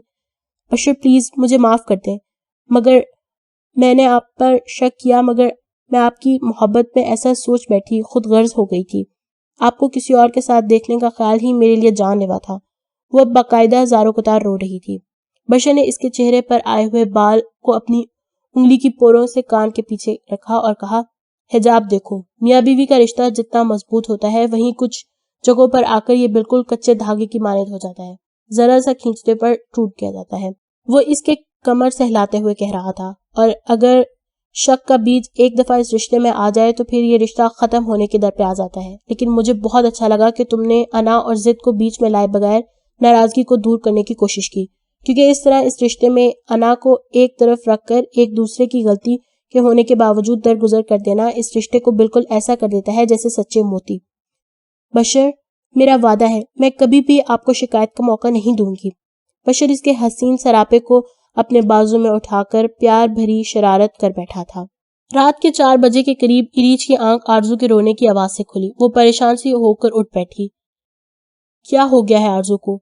کیوں اس طرح رو رہی ہے؟ وہ پریشانی سے اپنی نازک انگلیاں مروڑتے کہنے لگی، مجھے جانا چاہیے، پتہ نہیں کہیں کوئی تکلیف میں تو نہیں ہو۔ وہ خود ہی سے سوال اور جواب کر رہی تھی، لیکن اگر میں گئی اور انہوں نے پھر مجھے رات کی طرح باتیں سنائی اور میری عزت افزائی کر دی تو پھر؟ اریج الجھن کا شکار تھی۔ سمیر کے غصے سے اس کو ڈر لگ رہا تھا۔ دوسری طرف آرزو کے رونے میں بھی شدید شدت آ رہی تھی، وہ بہت زور زور سے رو رہی تھی۔ اریج سے مزید صبر نہ ہوا اور وہ اپنے کمرے کا دروازہ کھول کر بھاگنے کے انداز میں سمیر کے کمرے میں سامنے پہنچی۔ دروازہ ناک کرنے کی اس کو ضرورت نہ پڑی، وہ پہلے سے ہی واہ تھا۔ وہ پھر بھی ہلکا سا ناک کر کے ہمت جمع کر کے کمرے میں ذرا اندر داخل ہو گئی تھی۔ وہ ننھی گڑیا کو گود میں لیے ٹہل رہا تھا، مگر وہ کسی صورت بھی چپ ہونے کا نام نہیں لے رہی تھی اور اس کی گود میں مچل رہی تھی بری طرح۔ سمیر اس کے کھٹکانے پر پلٹا۔ اریج کو سامنے دیکھ کر اس کے چہرے پر واضح سکون نمودار ہوا تھا، جس کو وہ تیزی سے سرد مہری کے تاثرات میں چھپا گیا تھا۔ اریج اس کے سخت اثرات کو دیکھ کر آہستہ سے گویا ہوئی، یہ بہت رو رہی تھی اس لیے میں آئی تھی، یہی وجہ تھی میں اس کو تمہیں نہیں دے رہا تھا، یہ تمہاری عادی نہ ہو جائے۔ اب دیکھ لو نتیجہ تمہارے سامنے ہے، کس طرح محض 2 دن میں ہی ضدی کر دیا ہے۔ وہ چڑھ کر بولا، مگر بچے تو معصوم ہوتے ہیں، انہیں تو بس تھوڑی سی محبت اور توجہ چاہیے ہوتی ہے، ان کو ضد پہ آنے سے پہلے ہی ہمیں کسی نہ کسی طریقے سے پرسکون کر دینا چاہیے۔ آرزو کے رونے نے اس کو یہ سب کہنے پر مجبور کر دیا تھا۔ ہاں تو میں بھگت رہا ہوں تمہاری تھوڑی سی محبت اور توجہ کا نتیجہ آدھی رات کو۔ وہ غصے میں آرزو کو زور سے دھپ لگانے کے انداز میں تھپکنے لگا تھا۔ اریج نے آرزو کو یکدم سمیر کی گود سے جھپٹنے کے انداز میں لیا تھا۔ آپ نے تو آج اس معصوم بچی پہ یہ ظلم کر دیا، مگر اب جب تک میں یہاں ہوں یہ میری ذمہ داری ہے۔ وہ شہادت کی انگلی سمیر کی طرف اٹھاتے ہوئے وارننگ دینے والے انداز میں بولی۔ اریج کی برداشت بس یہیں تک تھی۔ وہ آرزو کو لیے اپنے کمرے کی طرف تیزی سے بڑھ چکی تھی۔ سمیر ہکا بکا سا اس کو اپنی بچی چھن کر لے کے جاتے دیکھ رہا تھا۔ وہ ابھی تک حیران تھا اس کے اس طرح وارننگ دینے کے انداز پر۔ صبح فجر کی اذانوں کی آواز سنتے ہی حمدان نماز پڑھنے کے بعد اپنی جیب کی چابی اٹھا کر سیدھا گاؤں کی طرف روانہ ہو گیا۔ گاؤں کا 12 گھنٹے کا طویل سفر حمدان نے ریش ڈرائیونگ کرتے ہوئے 8 گھنٹے میں مکمل کر لیا تھا۔ ڈرائیو کرتے اپنے گاؤں کی حدود میں داخل ہو چکا تھا۔ سلام صاحب، راستے میں ملنے والے کئی لوگوں کا جواب وہ بس محض سر ہلا کر دیتے ہوئے اپنی جیپ کو اڑاتا ہوا جا رہا تھا۔ کچھ ہی دیر میں وہ حویلی کے اندر داخل ہو چکا تھا۔ اس کی واپسی اور برہمی کے تاثرات دیکھ کر تمام ملازمین کی روح اندر تک فنا ہو چکی تھی۔ وہ جیپ سیدھا حویلی کی کشادہ لان کے سامنے بنے حویلی کے دروازے پر ٹکر مارنے کے انداز میں کھڑی کر کے چھلانگ لگا کر نیچے اترا۔ کہاں ہیں سب لوگ؟ وہ ملازم سے گوا ہوا جو اس کو اندر آتا دیکھ کر فوراً اس کی طرف لپک کے آیا تھا۔ وہ شدید طیش کے عالم میں دندناتا ہوا سیدھا راہداری سے گزرتے ہوئے ڈائننگ ایریا میں ملازم کے بتانے پر وہیں پہنچ گیا تھا۔ وہ تینوں اطمینان سے دوپہر کا کھانا کھا رہے تھے جب بابا کی نظر اس کے غیظ و غضب سے بھرے انداز پہ پڑی۔ اماں، حمدان کی ماں، اس کا چہرہ پر جھلکتا تناؤ اور قدموں میں پائی جانے والی دہشت دیکھ کر سمجھ گئی تھی کہ کوئی نہ کوئی ایسی بات ضرور ہے جو وہ اس طرح سب کے سامنے شدید طیش کے عالم میں مٹھیاں بھینچے کھڑا ہوا ہے۔ تو گویا اطمینان کی گھڑی آن پہنچی ہے، بابا نے آہستہ سے کہا۔ اماں نے ناسمجھی سے اپنے شوہر کی طرف دیکھا۔ وہ سمجھ نہیں پا رہی تھی کہ تمام صورتحال کو۔ وہ سلام کر کے دھاڑنے کے انداز میں ٹیبل پر بیٹھے تینوں نفوس سے گویا ہوا۔ دادی کا اس کے چہرے کا تناؤ دیکھ کر سارا اطمینان رخصت ہو چکا تھا۔ مجھے بتائیں کہ چاچی کا کیا قصور تھا جو اس گھر سے ان کو آدھی رات میں دھکے دے کر بے رحمی کا ثبوت دیتے ہوئے نکال دیا گیا؟ دادی چونکہ پوتے کا غصہ دیکھ کر لاڈ کرنے کے لیے اپنی لاٹھی پکڑ کر اٹھنے کو تھیں، اس کی چنگارتی آواز سن کر واپس بیٹھ گئیں۔ بیٹا، یہ کس انداز میں تم اپنی دادی سے بات کر رہے ہو؟ اماں، آپ کو کچھ نہیں پتا کہ انہوں نے کس طرح 2 معصوم زندگیوں کے ساتھ کھیلا ہے، کس طرح ان کو رات کے اندھیرے میں بے یار و مددگار اس بھیڑیوں سے بھری دنیا میں دھکا دے کر نکالا ہے۔ حمدان کی ماں کافی عرصے سے فالج کے اٹیک کی وجہ سے پیروں سے پیرالائز ہو چکی تھی۔ وہ ویل چیئر اس کے پاس گھسیٹتی ہوئی لائیں اور اپنے بیٹے کا ہاتھ پکڑ کر گویا ہوئی۔ بیٹا، عزت اور احترام کا دامن اپنے ہاتھ سے مت چھوڑو، جو بھی بات ہے سکون سے۔ آپ ابھی بھی مجھ سے عزت و احترام کی بات کری ہیں؟ دادی، مجھ سے اتنا بتا دیں کہ چلے آپ کی دشمنی چاچی سے تھی نا، لیکن ان کی اولاد سے تو آپ کا خون کا رشتہ تھا۔ ذرا رحم نہیں کیا اس 7 سالہ معصوم بچی کو گھر سے نکالتے ہوئے۔ کیا آپ کے خود کے جگر نے اس چیز کی اجازت دے؟ وہ آپ کے بیٹے کی اکلوتی نشانی تھی، آپ کس طرح اس سے اتنی خود غرض ہو گئی؟ حیرت ہوتی ہے مجھے، شاید اسی چیز کو ہی خون سفید ہونا کہتے ہیں۔ وہ آج ہر قسم کا لحاظ بلائے طاق رکھ کر ان کو حقیقت کا آئینہ دکھا رہا تھا۔ حمدان، بس اب میں تمہارے منہ سے ایک بات بھی نہ سنوں، اماں نے تنبیہ کی، جبکہ بابا خاموش تھے۔ وہ جانتے تھے کہ وقت کبھی نہ کبھی کسی کے بھی ذریعے انصاف کر لیتا ہے۔ حمدان کی ماں ایک سمجھدار خاتون تھی، اپنی دیورانی سے وہ بہت پیار محبت سے رہتی تھیں۔ ان کو آج تک اس بات کا یقین نہ آیا تھا کہ قدسیہ اس گھر سے کسی کے ساتھ فرار ہوئی ہے۔ حجاب صبح کے وقت شاور لے کر ڈریسنگ ٹیبل کے سامنے بیٹھی بال سلجھا رہی تھی۔ بن بتوڑی، ذرا مجھے اٹھا کر واش روم تک پہنچا دو یار۔ وہ منڈی منڈی آنکھوں سے دیکھتے ہوئے جمائی لے کر بولا۔ کیوں؟ کیا آپ کی بینائی رخصت ہو گئی ہے؟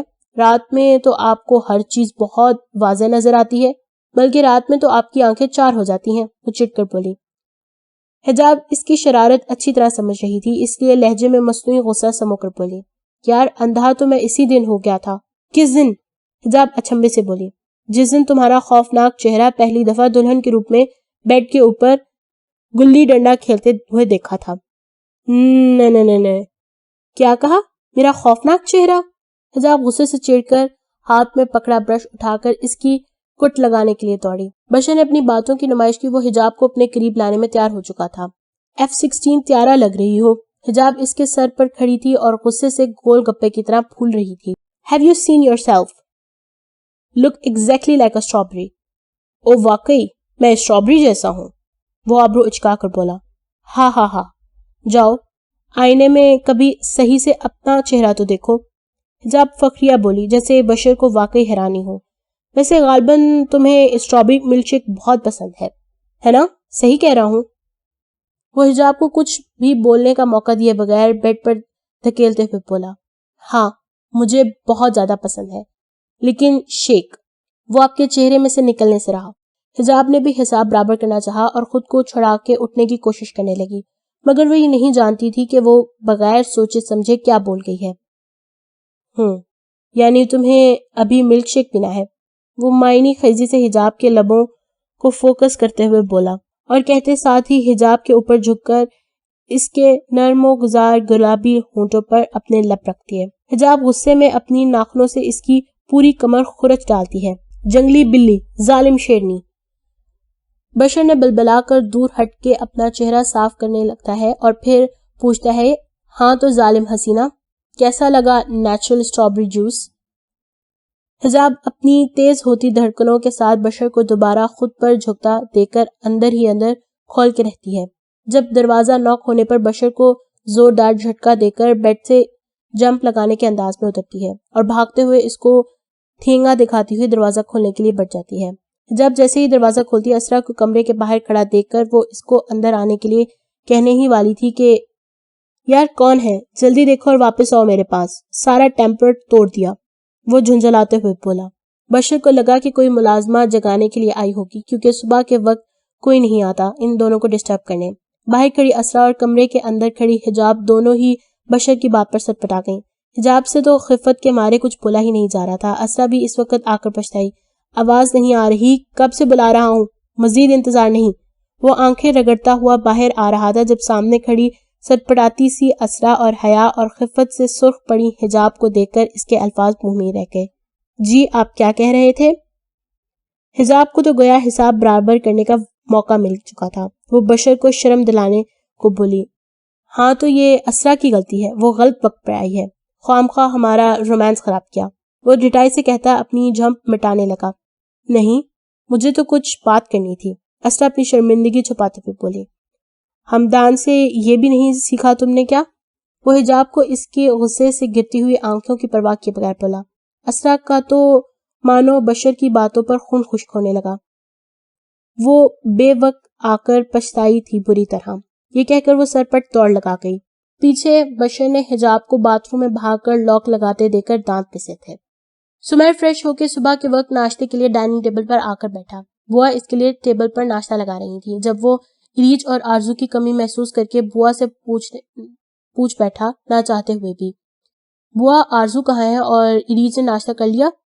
اس نے بادل نخواستہ کہا۔ جی سمیر بابا، چھوٹی بی بی آپ کے اٹھنے سے 1 گھنٹہ پہلے ہی سوئی ہیں۔ میں جب اپنے کوارٹر سے صبح آئی تھی تب اریج بی بی آرزو بٹیا کو گود میں لیے لاؤنج میں ٹہلا رہی تھی۔ آرزو کی طبیعت تو ٹھیک ہے؟ ناشتے والا ہاتھ روک کر بولا۔ جی بابا طبیعت تو ٹھیک ہے، مگر گڑیا کے شاید پیٹ میں درد تھا اس لیے بہت رو رو کر سوئی ہیں۔ سمیر سے بیٹی کا حال جان کر اس کو دیکھے بغیر نہ رہ سکا۔ وہ اٹھ کر سیدھا اریج کے کمرے کی طرف آیا، پہلے اس کے دل میں آئی ناک کرے، مگر پھر آرزو کی نیند کے خیال سے آہستہ سے یہ سوچ کر ہینڈل پر ہاتھ رکھا کہ اگر کھلا ہوا تو آرزو کو ایک جھلک دیکھ لوں گا اور اگر لاک ہوا تو پھر آہستہ سے ناک کر لوں گا۔ وہ ہینڈل پر ہاتھ رکھ کر گھماتا ہے، کمرہ اندر سے لاک نہیں تھا، ہینڈل گھمانے سے دروازہ کھل جاتا ہے۔ اس کو تھوڑا آکورڈ تو فیل ہوتا تھا اس طرح اریج کی بغیر اجازت کے کمرے میں جانا، مگر پھر اپنی بیٹی کی محبت غالب آ گئی تھی۔ وہ اندر ہو کر جیسے ہی آرزو کو دیکھتا ہے اس کے سونے کے انداز پر سمیر کے لب بے ساختہ مسکرا اٹھتے ہیں۔ وہ بڑے مزے سے اریج کے سینے پر الٹی لیٹی بڑے پرسکون انداز میں سو رہی تھی۔ اریج نے اس کو دونوں ہاتھوں سے اپنے خود پہ چھپایا ہوا تھا۔ سمیر کو یہ منظر بہت حسین لگا، کتنا مکمل لگ رہے تھے وہ دونوں ایک ساتھ۔ سمیر نے بلینکٹ کھول کر دونوں پر ڈھانپ دیا اور لائٹ آف کر کے باہر آ گیا۔ اس کو اپنا آپ بہت پرسکون لگا، بہت طویل عرصے کے بعد۔ ہمدان ان سب کے ساتھ حویلی کے بڑے ہال کمرے میں بیٹھا تھا۔ دادی اپنے تخت پر اور اماں ہمدان کے پاس رکھے صوفے تک اپنی ویل چیئر لے آئی تھیں، جبکہ بابا بہت خاموش تھے۔ آج وہ ہمدان کو اپنی عمر سے مزید کئی سال بوڑھے لگ رہے تھے۔ ارے یہ دیکھو، ہمارے ہاتھوں کا لڑکا ہم سے ہی زبان درازی پر اتر آیا ہے۔ ہم پر یعنی اپنی دادی پر الزام لگا رہا ہے. شرم نہیں آئی اس کو؟ میرے پوتے، اس میں تیرا کوئی قصور نہیں ہے. اس میں قصور اس ڈائن کی ہی بیٹی کا ہے. اسی نے تجھے ورگلایا ہے، ناگن کی بیٹی جو ٹھہری. بس دادی، میں اب آپ کا احترام کر رہا ہوں. میرے ضبط کو مزید مت آزمائیں. آپ کو اپنی ہی پوتی جو کہ آپ کے بیٹے کا خون ہے، اسی سے نفرت ہے، چڑ ہے. خیر حیرت ہے کس طرح کا دل ہے آپ کا. مجھے کوئی پرواہ نہیں ہے کسی کی. سچے دل سے میری شادی میں شرکت ہونا ہے تو ٹھیک ہے، نہیں ہونا تو آپ کی مرضی ہے. میں ویسے بھی اپنی بیوی کو اس حویلی سے دور رکھوں گا، اور میں آج خود ابھی اور اسی وقت آخری دفعہ آپ کو یہاں نظر آیا ہوں. اس کے بعد میں آپ کو حویلی تو کیا اس گاؤں میں بھی نظر نہیں آؤں گا. اے میرے پوترے، تو کیسے اتنی بڑی بات کہہ سکتا ہے؟ تو جیسا کہے گا، جو کہے گا بالکل ویسا ہی ہوگا. دادی کا تنتنا منٹوں میں ہی ہمدان نے مٹی میں ملا دیا تھا. ہاں، اس طرح نہیں راضی ہوئیے گا جس طرح چاچا کی شادی کے وقت ہوئی تھی اور پھر اس بے بس عورت کو نکال کر باہر کھڑا کیا تھا. ہمدان سے آج مزید نہیں صبر ہو پا رہا تھا. آج وہ صحیح معنوں میں دادی کو چھوٹا ہو کر بھی بہت کچھ سمجھا گیا تھا. اس طرح کیا گارنٹی ہے کہ میری بیوی کو بھی میرے کچھ ہو جانے کے بعد؟ اماں ایک دم سے ہمدان کے منہ پر ہاتھ رکھ گئیں. بیٹے کی بات پر ان کا کلیجہ منہ کو کھینچا چلایا تھا.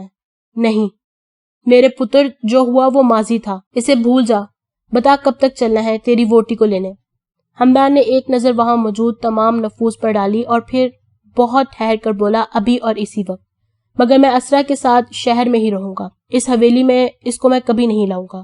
اور دادی، آپ کی جب تک زندگی ہے ماں باپ کے ساتھ رہیں گے. میں ان کو اپنے ساتھ جانے پر مجبور نہیں کر رہا. اس کے بعد میں اپنے ماں باپ کو بھی اس زندان میں نہیں رہنے دوں گا. وقت کسی کا نہیں ہوتا، اور آج وقت نے بہت بڑا انصاف خود بخود کر دیا تھا. آج وہ اس ہزاروں مربوں کی مالکن، زندگیوں پر حکمرانی کرنے والی، خود کو حاکم سمجھنے والی اور دوسروں کو مظلوم جاننے والی، اپنے اکلوتے پوتے کے ہاتھوں بہت بری طرح سے عرش سے فرش پر اوندھے منہ گر گئی تھی. ہمدان اپنا فیصلہ سنا کر اٹھ گیا تھا. اس کو اٹھتا دیکھ ماں نے اس کا ہاتھ تھام کر کہا، بیٹا کیا اپنی ماں کو ادھر ہی چھوڑ کر چلے جاؤ گے؟ وہ ماں کو جھک کر ماتھے پر بوسہ دے کر ویل چیئر احتیاط سے گھسیٹتے ہوئے ماں کو حویلی کے خارجی دروازے کی طرف بڑھ گیا. مقیم صاحب اپنے شاہانہ تخت پر بیٹھی دیوار سے سر ٹکائے غم کی تصویر بنی اپنی ماں پر ترس بھری نظر ڈال کر بڑے افسوس سے کہنے لگے، اللہ جب تک اپنے نافرمان بندوں کی رسی دراز رکھتا ہے، جب تک وہ مکمل طور پر نافرمانی کے دلدل میں اتر ہی نہیں جاتے، مگر جب وہ اپنی دراز کی ہوئی رسی کھینچتا ہے تب انسان برباد ہو جاتا ہے، کہیں کا نہیں رہتا. وہ پھر اس دلدل میں اپنے ہی گناہوں کی بدولت بری طرح دھنس کر رہ جاتا ہے. میرے رب کو معصوم اور کمزور بندوں پر ظلم پسند نہیں ہے. یہ کہہ کر مقیم صاحب بھی بیٹے اور بیوی کی طرف بڑھ پڑے. انہوں نے ایک آخری نظر اپنی ماں اور اس حویلی کو دیکھا تھا اور جاتے جاتے رک کے اپنی ماں سے گویا ہوئے تھے، سنبھال لیں اپنی جاگیر. اب آپ کے ملازم، آپ کی جائیداد اور آپ کی حویلی آپ کے حوالے ہے. یہ کہہ کر وہ باہر تیزی سے ہمدان کی جیپ کی طرف بڑھ چکے تھے. ڈائننگ روم میں ہمدان اپنے والدین کے ساتھ تشریف فرما تھا. حجاب ہمدان کے پیرنٹس کو دیکھ کر اپنی طرف سے ہر ممکن کوشش کر رہی تھی مہمان نوازی کی. بشر کو بہت خوشگوار حیرت کا جھٹکا اپنے گھیرے میں لیے ہوا تھا. میں آپ سے ان تمام مظالم کے ہاتھ جوڑ کر معافی مانگتا ہوں جو قدسیہ بھرجائی کے ساتھ ہوئے. وہ خالہ کے سامنے ہاتھ جوڑے ہوئے تھے جب بشر نے بڑھ کر ان کے ہاتھوں کو تھام لیا. ماما بھی حیران تھی کہ ہمدان اتنی جلدی اپنے ماں باپ کو کیسے لے کر آ گیا. بھائی صاحب آپ کی امی اس رشتے کو دل سے مانیں گی؟ کیا وہ اس رشتے کو قبول کریں گی؟ میں اسرا کو اپنی بہن کی پرچھائی نہیں بننا دینا چاہتی. وہ بہت تڑپی ہے. وہ پوری زندگی دکھوں کی پاداش میں گزری ہے اس کی، اور اس کی سسکیوں سمیت وہ قبر میں جا سوئی ہے. میں اپنی بھانجی کو جانتے بوجھتے کھائی میں نہیں دیکھ سکتی. بس بہن وہ مانے یا نہ مانے، میں ہمدان کی ماں ہوں. آپ کے سامنے بڑی محبت سے اپنے بیٹے کی خوشیاں مانگنے آئی ہوں. میں آپ سے بہت محبت سے اسرا کا ہاتھ اپنے بیٹے کے لیے مانگتی ہوں. وہ پورے خلوص کے ساتھ گویا ہوئی. ان کے لہجے میں بولتی سچائی اور اپنی بات کی پختگی کو محسوس کر کے خالہ بھی کچھ نہ کہہ سکی. اور رہی بات نکاح نامے کی تو اب یہ شادی پورے دھوم دھام سے ہوگی. مقیم صاحب خالہ اور خالو کو نیم رضامند دیکھ کر گویا ہوئے تھے. ہمدان نے ڈرائنگ روم کے باہر ایک سنہری آنچل لہراتے ہوئے دیکھا تھا. اس کے لبوں پہ ایک مسکراہٹ سیاہ ہو کر معدوم ہوئی تھی. وہ سمجھ گیا تھا کہ اسرا دروازے کے پیچھے کھڑی چھپی ہے. بشر، مجھے اسموکنگ کرنی ہے. وہ اپنے برابر میں بیٹھے بشر سے آہستہ سے بولا. ہاں ہاں مجھے پتا ہے تجھے کس اسموکنگ کی کریونگ ہو رہی ہے. بشر بھی اسی کا دوست تھا. زو معنی لہجے میں بولا. زیادہ بکواس نہ کر, مجھے باہر لے جا. ہمدان نے بشر کو دھمکایا.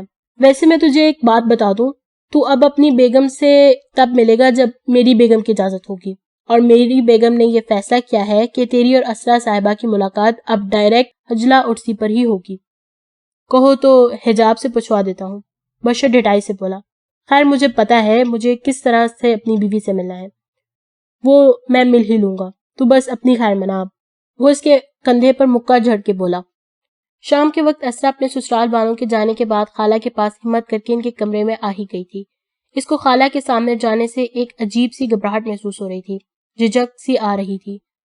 اف اللہ تعالیٰ کیا سوچتی ہوں گی خالہ میرے بارے میں, اوپر سے ہمدان سے بات بھی نہیں کر پا رہی. حجاب اور بشر سے تو میں بعد میں نمٹوں گی. بشر نے بڑی خاموشی سے اسرا کا فون چھپا دیا تھا اور الزام حجاب کے اوپر ڈال دیا تھا کہ فون چاہیے تو اس سے لے لو, میں تو باز آیا شہد کی مکھی کو چھیڑنے سے. وہ صاف مکر گیا تھا. اسرا خاموشی سے دل محسوس کے رہ گئی تھی. خالہ کی طبیعت ٹھیک نہیں تھی. حجاب سے معلوم ہوا تھا بی بی صبح سے کافی بڑا ہوا تھا. وہ کمرہ اندھیرے کیے آنکھوں پہ ہاتھ رکھے شاید سونے کی کوشش کر رہی تھی. پیروں کی اضطرابیت بتا رہی تھی کہ ان کے اندر ایک سرد جنگ چھڑی ہوئی ہے. وہ ان کے پاس آ کر ان کے پیر دبانے لگی. اس کے پیروں پر ہاتھ رکھنے پر انہوں نے اپنی آنکھوں پر سے بازو ہٹا کر دیکھا. اسرا کو اپنے سامنے دیکھ کر انہوں نے اپنے پیر اس کے ہاتھوں سے دور کر لیے. گویا ناراضگی کا اظہار کیا تھا. خالہ مجھے معاف کر دیں پلیز. وہ دوبارہ سے ان کے پاؤں کو اپنے ہاتھوں سے آہستہ آہستہ دباتے ہوئے بولی. میرا مطلب آپ کو تکلیف دینا ہرگز بھی نہیں تھا. تو پھر کیا مطلب تھا؟ وہ تھوڑی توقف کے بعد بولی. مجھ سے کیوں چھپایا اپنے اور ہمدان کے نکاح کا؟ شاید میں تمہیں ماں جیسی محبت نہ دے پائی تھی جو تم مجھ سے اپنا دکھ شیئر نہ کر پائی. خالہ میں آپ کو سب کچھ بتانا چاہتی تھی مگر سب کچھ اس طرح ہو جائے گا. میں اس سچویشن سے بہت زیادہ خوفزدہ ہو گئی تھی. وہ اب خالہ کے ہاتھ پکڑ کر زاروں گتار رو رہی تھی. پلیز خالہ ایک دفعہ معاف کر دیں, ماں ہے نا, اپنی اس نالائق بیٹی کی غلطی کو صرف ایک دفعہ درگزر کر دیں. وہ اسرا کو گلے لگا کر خود بھی زاروں قطار رو دی تھی. وہ کئی دنوں سے نوٹ کر رہا تھا اریج کے پاس کپڑوں کے نام پر صرف ایک ہی سوٹ جو شاید وہ حجاب نے اس کو دیا تھا, وہ نکاح کے بعد سے اسی ایک ہی جوڑے میں نظر آ رہی تھی. وہ لاؤنج میں بیٹھا اپنے آفس کے مینیجر سے تمام ایک سال کی پروگریس کے بارے میں معلومات حاصل کر کے آفس کے متعلق فون بند کر چکا تھا. وہ موبائل سائڈ میں رکھ کے لاؤنج میں ہی ٹی وی چلا کر بیٹھ گیا. وہیں تھوڑے فاصلے پر اریج آرزو سے اٹکیلیاں کر رہی تھی. اس کو شدت سے محسوس ہوا کہ وہ جب سے آئی ہے بس اسی ایک لباس میں ہے. وہ خود پر افسوس کرتا ہے. پھر اس کے دل میں ایک خیال سا آیا تھا, اریج جب تک میرے نکاح میں ہے مجھے اس کی ضروریات کا پورا خیال رکھنا چاہیے. وہ میری بیٹی کی کتنی توجہ اور محبت سے دیکھ بھال کر رہی ہے. کیا میں اس معصوم لڑکی کے لیے اتنا بھی نہیں کر سکتا؟ وہ کافی دیر سے اریج کے بارے میں سوچ رہا تھا. اس کے لاکھ نہ چاہنے کے باوجود بھی وہ اس کے دل و دماغ میں خود بخود جگہ بنا رہی تھی. یہ میں کیا سوچ رہا ہوں؟ کیا ایک دفعہ پھر میں عورت کے ہاتھوں خوار اور رسوا ہونے لگا ہوں؟ کیا ایک دفعہ پھر میری بیوی مجھ سے طلاق کا مطالبہ کرے گی؟ نہیں, بالکل بھی نہیں. بس اب اور نہیں. شادی بیاہ کوئی تماشا یا کھیل نہیں. وہ ایک فیصلہ کر کے اٹھ کھڑا ہوا تھا. طاہرانہ نظر وہاں موجود اپنی بیوی اور بیٹی پہ ڈال کر بغیر کچھ کہے گاڑی کی چابی اٹھا کر باہر نکل گیا. ہیں بڑے ہی عجیب ہیں یہ تو, بہت ہی کوئی کھڑوس ٹائپ کے بندے ہیں. تھوڑا سا بات چیت ہی کر لیتا ہے انسان. ایسا لگتا ہے یہاں دیواروں کے ساتھ باتیں کرنی پڑے گی کچھ دنوں میں ہی. مگر خیر مجھے کیا, میرے پاس تو میری چھوٹی سی گڑیا آرزو ہے نا. وہ آرزو کے گالوں پر چٹا چٹ پیار کرتے ہوئے بولی. شکر ہے یہ شادی ساری زندگی کے لیے نہیں ہے, کانٹریکٹ کے مطابق کی گئی ہے, نہیں تو پوری زندگی بس ایسے ہی گزارنی پڑتی مجھے. تم کہاں اور ہم کہاں کے مطابق. شکر ہو گیا یہ تو. چلو بس جلدی سے زاور کا قصہ کسی بھی طرح ختم ہو تو میں بھی سکون کا سانس لوں. کسی کے اوپر زبردستی بوجھ بننا اریج کو بہت عجیب سا لگا رہا تھا. اوپر سے سمیر کا رویہ اس کو بہت زیادہ دل برداشتہ کر رہا تھا. مگر کیا میں اس ننھی سی گڑیا کو اپنی محبت اور شفقت سے بھرپور لمس کا احساس دلا کر تنہا کر کے مطمئن رہ سکوں گی؟ اس سوچ کے آتے ہی وہ بالکل سن سی ہو گئی تھی. سمیر کافی ٹائم بعد اریج اور آرزو کے لیے شاپنگ کر کے گھر واپس آیا تھا. گھڑی رات کے 10:30 بجا رہی تھی. بوا بھی 10 بجے اپنے کوارٹر میں جا چکی تھی. اریج آرزو کو لے کر سب چیزیں اس کی سمیٹ کر اپنے کمرے میں ہی جانے کو تھی. سمیر کا انتظار بھی تھا کیونکہ کافی دیر ہو چکی تھی اس کو گھر سے نکلے ہوئے، مگر اتنی ہمت نہ ہوئی تھی کہ فون کر کے پوچھ لیتی۔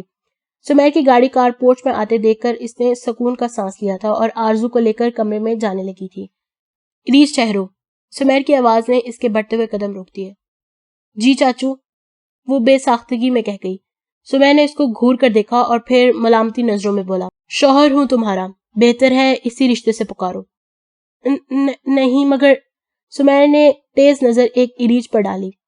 اریج اس کی سخت نظروں سے خائف تھی اور خاموش ہو گئی۔ مبادہ اگر اور کچھ کہتی تو سمیر اس کو ہاتھ سے کھینچتا، وہ گھر سے ہی نکال دیتا۔ جی بہتر، وہ نظروں کا زاویہ آرزو کی طرف پھیر کے گویا ہوئی۔ کھانا لگاؤں؟ اس کے دل میں آیا کہ سمیر کے سامنے سے بھاگ کر غائب ہو جائے، مگر پھر اس کو خود پر کیا گیا سمیر کا احسان یاد آ گیا۔ بہت جلدی خیال آ گیا میری بھوک کا۔ اس کے لہجے میں ایسا کچھ ضرور تھا کہ ایک دم اریج سٹ پٹائی، مگر پھر اپنا وہم جان کر سر جھٹک دیا۔ خیر، میں کھا کر آیا ہوں، وہ اس کے چہرے کے اتار چڑھاؤ دیکھ کر بولا۔ وہ اس کا جواب سن کر پلٹنے والی تھی جب ایک دفعہ پھر سے سمیر کی آواز نے اس کو روکا۔ یہ میں تمہاری اور آرزو کے لیے کچھ چیزیں لایا ہوں۔ چوکیدار سے رکھواتے ہوئے لاؤنج میں ڈھیر سارے شاپنگ بیگ کی طرف اریج کو اشارہ کرتے ہوئے بولا۔ اریج نے شکر کا سانس لیا اور سوچا، کاش اس میں میرے کپڑے ہوں۔ وہ کپڑے نہ ہونے کی وجہ سے بہت پریشان ہو گئی تھی۔ کئی دفعہ سوچا کہ حجاب سے بولے، مگر پھر کیا بولتی کہ سمیر کیوں نہیں لا کے دے رہا، یا حجاب کے پوچھنے پر کیا جواب دیتی، سمیر سے کیوں نہیں کہا کہ کپڑے لا دے۔ بس یہی سوچ کے ہر دفعہ خاموش ہو جاتی۔ وہ شاپنگ بیگز اٹھا کر اپنے اور آرزو کے مشترکہ کمرے میں لے جانے لگی تھی جب سمیر کی آواز کسی ہتھوڑے کی طرح اس کے سماعتوں میں ٹکرائی۔ یہاں نہیں، اوپر ہمارے بیڈ روم میں چلی جاؤ اور یہ شاپرز مجھے دے دو، میں لے کر آتا ہوں، تم آرزو کو لے کر جاؤ اوپر، اس نے حکم صادر کیا۔ اریج نے سہم کر سمیر کو دیکھا۔ شاپر کے لیے بڑھتے ہوئے اریج کو اپنے ہاتھوں میں کپکپاہٹ سی محسوس ہوئی تھی۔ اس کی ریڑھ کی ہڈی میں سنسنی سی دوڑ گئی۔ وہ دونوں شام کے وقت ٹیرس پہ بیٹھے خوشگوار ماحول میں خوش گپیوں میں مصروف تھے جب بشر نے حجاب کو چھیڑتے ہوئے کہا، محترمہ، 7 دن بعد ہماری اینیورسری ہے۔ جی ہاں، مجھے یاد ہے اس عظیم دن کے بارے میں، حجاب جتاتے ہوئے بولی۔ اچھا بتاؤ، کیا پریزنٹ دوگی مجھے؟ وہ حجاب کے چہرے کو اپنی وارفتگی لٹاتے نظروں سے فوکس کر کے کہنے لگا، جو آپ کہیں گے۔ وہ بشر کے دونوں ہاتھ کو تھام کر سیریس ہو کر بولی، حجاب، مجھ سے کبھی دور نہ جانا پلیز۔ بشر کو نہ جانے کیوں بس حجاب کے بچکانہ حرکتوں سے بہت خوف آتا تھا کہ کہیں اس کی بے وقوفیاں اس کو کوئی بڑے نقصان سے ہمکنار نہ کرتے۔ میں آپ سے دور کہاں جاؤں گی بھلا؟ میری تو تمام صحبتیں اور تمام شامیں آپ سے شروع ہو کر آپ پہ ہی ختم ہوتی ہیں۔ وہ ایک جذب کے عالم میں بولی اور بشر کے ہاتھوں پہ اپنے نرم ہاتھ کا دباؤ ڈال کر جھک کر اس کے ہاتھ پر بوسہ دیا۔ حجاب، کئی دنوں سے میں تمہیں خواب میں بہت عجیب سے انداز میں دیکھ رہا ہوں کہ تم بہت زیادہ رو رہی ہو اور تمہارا پورا وجود بے جان ساز میں زمین بوس ہو گیا ہے۔ اف بشر، آپ نہ ہر وقت میرے بارے میں سوچتے رہتے ہیں، اس لیے بہت زیادہ پوزیسو ہو کر اس طرح کے خواب آتے ہیں آپ کو۔ اس نے بشر کی بات کو چٹکیوں میں اڑا دیا۔ بے فکر رہیں، آپ کو چھوڑ کے کہیں نہیں جانے والی، اپنی سانسیں چلنے تک تو بالکل بھی نہیں۔ بشر خاموش نظروں سے کھویا کھویا سا اس کو دیکھتا رہا، لیکن حجاب کی آخری بات میں اس کو اندر تک ہلا دیا تھا۔ وہ الگ بات ہے کہ میری سانسیں تھم جائیں۔ حجاب نے شرارتی انداز میں بشر کو تنگ کرنا چاہا، مگر کیا واقعی انسان کی کبھی کبھار بے ساختگی میں بولی گئی بات سیدھا عرش پر جا کر قبولیت کی سند حاصل کر لیتی ہے؟ میں سمجھی نہیں آپ کی بات کو، اریج حیران پریشان تھی سمیر کو دیکھتے ہوئے بولی۔ اوپر چلو، سب سمجھاتا ہوں۔ وہ کچھ بھی سننے کے موڈ میں نہیں تھا آج۔ جو بھی بات کرنی ہے یہیں کریں۔ اریج کو رسمی کارروائی پہ کچھ مختلف سا محسوس ہو رہا تھا۔ سمیر اس کی نانا کی تکرار سے چڑ سا گیا تھا۔ وہ اب کچھ بھی کہے بغیر اریج کی طرف بڑھا اور آرزو کو اس کی گود دیا اور پھر اریج کا بازو تھام کر کھینچتے اسے اندر اوپر والے کمرے میں بڑھ گیا۔ اریج کو اپنے حواس معطل ہوتے محسوس ہو رہے تھے۔ وہ کھلی ہوئی سمیر کے ساتھ حواس باختہ سی اس کے کمرے میں جا پہنچی تھی۔ ہاں، اب بولو، کیا کہنا چاہتی ہو؟ وہ آرزو کو بیڈ پر احتیاط سے لٹا کر واپس اریج کی طرف متوجہ ہوا، ساتھ ہی فون ملا کر کسی ملازم کو شاید اوپر شاپرز لانے کا آرڈر بھی دے دیا۔ یہ سب کچھ کیا ہے؟ اریج کا ضبط جواب دے چکا تھا. وہ کچھ بھی لگی لپٹی رکھے بغیر گویا ہوئی. اپنے لہجے کو ذرا دھیما رکھو اور یہ مت بھولو کہ تم اپنے شوہر سے مخاطب ہو. سمیر اس کو وارن کرنے والے انداز میں بولا. شوہر؟ وہ آنکھیں پھاڑے اس کے الفاظ دہرا کر بولی. ہاں بالکل ٹھیک کہا, شوہر. اور جتنی جلدی تم اس حقیقت کو ایکسپٹ کرو گی تمہارے لیے بہتر ہوگا. Are you in your senses? آپ شاید بھول رہے ہیں کہ یہ شادی ایز اے کانٹریکٹ میرج کے تحت کی گئی ہے. وہ اس کو باور کرواتے ہوئے بولی. وہ ہوئی تھی مگر اب تم میری بیوی ہو. وہ اس کی طرف بڑھتے ہوئے مزید بولا. اور تھی اور ہے میں بہت فرق ہوتا ہے. اریج اس کے بدلتے ہوئے انداز دیکھ کر کچھ خوفزدہ ہوئی تھی اور الٹے قدموں پیچھے ہوتی دیوار سے جا لگی. وہ نافہم نظروں سے سمیر کو گھبرا کر دیکھ رہی تھی. وہ اس کو دیوار سے لگا دیکھ کر اس کے قریب ہوا اور ایک ہاتھ سے اس کی کمر کے گرد حصار باندھ کر دوسرے ہاتھ سے اس کے بالوں کو کیچے سے آزاد کرتے ہوئے گویا ہوا. شادی تمہاری مرضی سے ہوئی تھی مگر یہ ضروری نہیں کہ ہر دفعہ تمہاری ہی مرضی چلے. وہ تیز ہوتی دھڑکنوں اور سمیر کی حد درجے قربت سے خائف ہو کر اس کے سینے پر اپنے دونوں ہاتھ رکھ کر دباؤ ڈال کر اس کو ہٹانے کی بھرپور کوشش کرنے لگی. مگر سمیر اس کی مزاحمت کرتا دیکھ مزید مسکرایا تھا اور پھر اس کو خود میں جکڑ کر بولا. ابھی تو چھوڑا ہوں مگر 4 دن سے زیادہ ٹائم نہیں ہے. جو بھی خرافات ہیں ذہن سے نکال باہر کرو. اریج اس کی قید سے رہائی پا کر فوراً کمرے سے باہر جانے لگی تھی جب سمیر نے اس کا ہاتھ کھینچ کر دوبارہ خود سے قریب کیا. وہ اس افتاد سے سنبھل نہ سکی اور سمیر کے سینے سے دوبارہ لگی. اور کمرے سے باہر جانے کا تو آپ بالکل بھی نہ سوچیں. میرے ساتھ اسی کمرے میں رہو گی اب تم. وہ اس کی آنکھوں میں دیکھتے ہوئے بولا. یہ ممکن نہیں ہے. اریج نے ایک دفعہ پھر سے ہمت مجتمع کر کے کہا. اور اگر میں ابھی اور اسی وقت ممکن بنا دوں تو؟ اریج کو اس کی آنکھوں میں چیلنج سا نظر آیا تھا. ٹھیک ہے یہی ہوں, کہیں نہیں جاؤں گی. اس نے آخرکار ہتھیار ڈال ہی دیے تھے. Good girl. اچھی بات ہے. ابھی سے فرما بردار بیویوں کی طرح بات ماننا جانتی ہو. وہ اس کے گال پر اپنی شہادت کی انگلی پھیر کے پیچھے ہٹ چکا تھا. وہ کچھ ہی فاصلے پر رکھے صوفہ دے کر اس پر ڈھیسی گئی تھی. کیا یہ کوئی خواب ہے؟ کیا اللہ پاک اس کی دعاؤں کو اس طرح قبول کرتا ہے؟ وہ کل تک جو یہ سوچ کر پریشان تھی کہ سمیر کسی بھی لمحے اس کو آزادی کا پروانہ سنا سکتا ہے مگر اس کے اب بدلے بدلے انداز پر اندر تک مطمئن سی ہو چکی تھی. وہ نکاح کے بعد سے اپنے اندر آنے والی تبدیلی سمیر کے لیے نرم جذبات اور آرزو سے محبت کو محسوس کر چکی تھی. وہ خود بھی اب اس رشتے کو ختم کرنے کا تصور بھی نہیں کر سکتی تھی اور سمیر نے تو آج جیسے اس کو نئی زندگی بخشی تھی. طلاق کا داغ ایک پاک دامن لڑکی کے لیے بہت اذیت پاک قسم کا دھبا ہوتا ہے اور وہ اپنے پاک دامن پہ کسی بھی قسم کا داغ لگتے نہیں دیکھ سکتی تھی. اس وقت تو وہ سمیر سے کہہ گئی تھی کہ یہ شادی کچھ عرصے کے لیے ہے مگر بعد میں وہ بار بار اذیت کا شکار ہو رہی تھی یہ سوچ کر کہ کیسے اب وہ اپنے ماتھے پر طلاق کا داغ لے جائے گی. تو کیا اس وقت وہ وہی اریج ہوگی جو اپنے باپ کے گھر سے عزت بچا کر بھاگی تھی اور اپنے دامن میں مزید کیچڑ لگا کر واپس لوٹی تھی. اس کو سمیر سے محبت نہیں تھی مگر سمیر اس کو بہت اپنا اپنا سا لگنے لگا تھا. نکاح کے 3 بولوں میں اتنی طاقت ضرور ہے کہ 2 دلوں میں محبت پیدا کر سکے. صبح کے وقت سب لوگ ناشتے سے فارغ ہو کر لاؤنج میں ہی برجمان تھے. چھٹی کا دن تھا. بھائی ہماری بیٹیاں بتائیں گی کہ بارات کے ڈنر کا مینیو کیا ہونا چاہیے. شادی کے موضوع پہ ہی ڈسکشن ہو رہا تھا. جب بات بارات کے کھانے پر آئی تو بابا نے مسکرا کر حجاب اور اسرا کی طرف دیکھ کر کہا. ارے واہ یہ کیا بات ہوئی.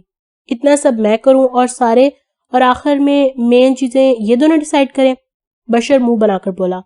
ارے بھائی تم بے صبر کیوں ہو رہے ہو. تم اور تمہاری ماما مہندی کے فنکشن میں مین کورس ڈیسائیڈ کر لو.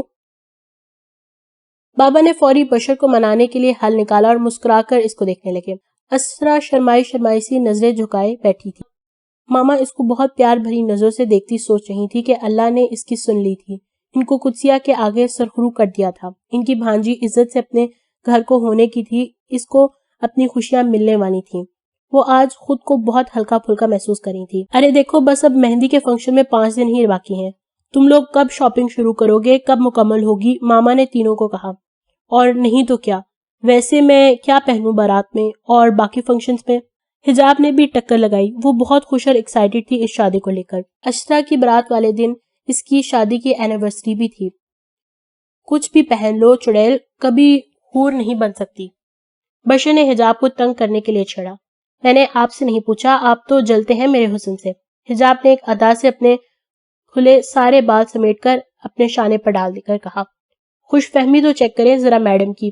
بشر نے ہاتھ کے اشارے سے حجاب کی طرف اسرا کو مخاطب کرتے ہوئے کہا۔ اسرا ان دونوں کی لڑائی میں بیچاری تھالی کا بیگن بن کے کبھی ادھر لڑکتی تو کبھی دوسری طرف۔ بس اب لڑائی جھگڑا نہیں شروع کر دینا تم لوگ، اور بس آج ہی سے اپنی شاپنگ سٹارٹ کرو۔ بابا ماما ان دونوں کو لڑتا دیکھ کر بولے، اور حجاب جو دل چاہے خرید لینا، تمہاری نند کی شادی ہے۔ حجاب کا چہرہ بابا کی بات سن کر بالکل کھل اٹھا تھا۔ او میرے پیارے بابا، آپ دنیا کے سب سے پیارے بابا ہیں۔ وہ اٹھی اور اٹھ کے بابا کے گلے لگی اور بڑے لاڈ سے، اور اسرا تمہارے لیے بھی میں نے چیک بنا دیا ہے، ہر چیز بہترین سے بہترین لینا۔ میں اپنی پیاری بیٹی کی شادی میں کسی بھی چیز کی کمپرومائز نہیں دیکھنا چاہتا۔ وہ اس کے سر پر شفقت بھرا ہاتھ رکھ کر گویا ہوئے۔ حجاب اور اسرا دونوں کے چہروں پر خوشی نمکنے لگی۔ ادھر ہمدان کے گھر میں بھی تیاریاں زور و شور پر شروع ہو چکی تھی، ہر طرف خوشیوں کا راز تھا۔ بیٹا تم اسرا کو لے جاؤ اور جا کے بارات اور ولیمے کا ڈریس لے آؤ، اور جو بھی شاپنگ تم دونوں نے کرنی ہے وہ کر لو۔ میرا بہت ارمان تھا کہ میں خود جا کر تمہاری بڑی تیاری کرتی، مگر میرے پیروں نے میرا ساتھ نہ دیا۔ وہ اداسی سے بولی، ان کا ایک ہی تو بیٹا تھا، وہ ہر طریقے سے شادی کی تیاریاں کرنا چاہتی تھی۔ ارے میری ماں، آپ اداس کیوں ہوتی ہیں؟ اس طرح آپ کی بہو کے دیدار بھی ہو جائیں گے۔ وہ ان کو اداس دے کر بات کو مذاق کے رنگ میں لے گیا تھا۔ جیتا رہے آباد رہے میرا پتر، سدا خوش رہے تو، زندگی کے ہر خوشی نصیب ہو۔ اس کو دعائیں دیتی واپس اسرا کے دوپٹے میں کرن لگانے میں مصروف ہو گئی تھی۔ وہ بشر کو فون ملانے لگا تھا کہ اسرا کو لے کر شاپنگ پر آج ہی چلا جائے۔ بشر کے فون اٹھانے پر اس نے سلام دعا کے بعد بے تابی سے کہا، یار اسرا کا فون بن جا رہا ہے۔ تو پھر؟ بشر لہجے میں رکھائی سے موکر بولا۔ تو پھر کیا، مجھے سے بات کرنی ہے۔ ہمدان نے بھی کڑک آواز میں کہا، جو بھی بات کرنی ہے مجھے کہہ دو، میں بتا دوں گا اس کو۔ تم مجھ سے ضائع ہو جائے گا، دیکھ بات کروا میری بیوی سے، ہمدان نے بشر کو دھمکایا۔ او اچھا، واقعی میں؟ بشر نے گویا ناک پہ مکھی اڑائی۔ صبر کر، رک ایک منٹ، وہ سامنے سے گزرتی اسرا کو بلاتے ہوئے بولا۔ کس کا فون ہے؟ اسرا نے فون تھامتے ہوئے پوچھا بشر سے۔ تمہارے سرتاج کا۔ وہ اسرا کو فون دینے سے پہلے اسپیکر آن کرنا نہیں بھولا تھا۔ اسرا اس کی شرارت پر گھور کے رہ گئی بشر کو۔ جی؟ اس نے موبائل کان سے لگایا۔ اس کو بشر کے سامنے بات کرنے سے ویسے ہی جھجک محسوس ہو رہی تھی۔ اس پر تضاد وہ سامنے ہی بظاہر آنکھیں اور کان بند کر کے کھڑا مسکرا رہا تھا۔ کہاں غائب ہو تم؟ لگتا ہے اپوائنٹمنٹ لینا ہوگی تم سے، وہ جتاتے ہوئے بولا۔ کوئی کام تھا؟ یہ پوچھو کیا کیا کام نہیں ہے۔ تم کہو تو ابھی بتا دوں سارے۔ نہیں ابھی نہیں، وہ اس کو پٹری سے اترتا دیکھ کر جلدی سے بولی۔ اچھا وہ کل چلیں گے برات کا ڈریس لینے؟ جی وہ آپ لے لیں، اپنی پسند سے جو بھی لینا چاہیں۔ بشر نے اسپیکر کھولا ہوا تھا، وہ جلدی سے بولی تھی، اور فون زبردستی بشر کے ہاتھ میں رکھ کر یہ جا وہ جا۔ بشر کے بچے، نہ تجھے حجاب سے پٹوایا تو میرا نام بھی ہمدان نہیں، وہ سلک ہی گیا۔ ہاں، جو کرنا ہے کر لے، میں نے بھی ہاتھوں میں چوڑیاں نہیں پہن رکھی۔ بشر کو اس کو تپانے میں مزہ آیا تھا، اور ویسے بھی ابھی لڑکی بھائی کے گھر ہے۔ بشر نے مزید لقمہ لگایا۔ حجاب اور اسرا شاپنگ کر کے پارکنگ سے ذرا فاصلے پر ڈرائیور کا انتظار کر رہی تھی۔ یار حجاب، مجھے وہ ڈریس بہت اچھا لگا تھا، مگر تم نے اتنی جلد بازی کی کہ میں وہ لے ہی نہیں پائی۔ اسرا کو ایک کامدار سوٹ بہت اچھا لگا تھا، مگر حجاب کے بھوک کا شور مچانے کی وجہ سے وہ خرید ہی نہیں پائی تھی۔ ابھی بھی وہ حجاب کو برگر سے انصاف کرتے دیکھ کر بولی، ارے تو کیا ہوا، ابھی تو ہم یہی ہیں، جو چاہو لے لو، چلو پھر چلتے ہیں۔ اسرا نے جھٹ سے کہا، نہیں میں نہیں جا رہی۔ تو پھر میں کس کے ساتھ جاؤں گی؟ وہ دیکھو ڈرائیور چاچا گاڑی لے کر آ گئے ہیں۔ وہ اب گاڑی میں بیٹھ چکی تھی۔ کیسے جاؤں؟ کیا میں گاڑی میں ہوں، تم ڈرائیور چاچا کو لے کر جاؤ۔ مگر تم ادھر اکیلے؟ ارے یار تم جاؤ، میں جب تک برگر سکون سے کھا لوں، پیٹ میں شدید چوہے دوڑ رہے ہیں میرے۔ چلو ٹھیک ہے، اندر سے گاڑی لاک کر لو، اسرا نے کہا اور ڈرائیور کے ساتھ مال میں چلی گئی۔ ان دونوں کو گئے ہوئے 10 منٹ بھی پورے نہیں ہوئے تھے کہ کسی نے گاڑی کا شیشہ توڑ کر کھول دیا۔ حجاب نے خوفزدہ ہو کر چیخنا چاہا تھا کہ ایک دیو ہیکل سے آدمی نے اس کے منہ پر ہاتھ رکھ کر اس کی چیخوں کا گلا گھونٹا تھا، اور دوسرے اسی کے جیسے لمبے تڑنگے آدمی نے اس کے بازو میں تیزی سے انجیکشن لگایا تھا۔ وہ کراہ کے رہ گئی تھی، خوف سے اس کی آنکھیں پھٹ پڑی تھیں، اور پھر ان دونوں آدمیوں نے حجاب کو ساتھ موجود گاڑی میں جلد سے منتقل کیا، اور کچھ ہی دیر میں وہ گاڑی اپنی منزل کو روانہ ہو چکی تھی۔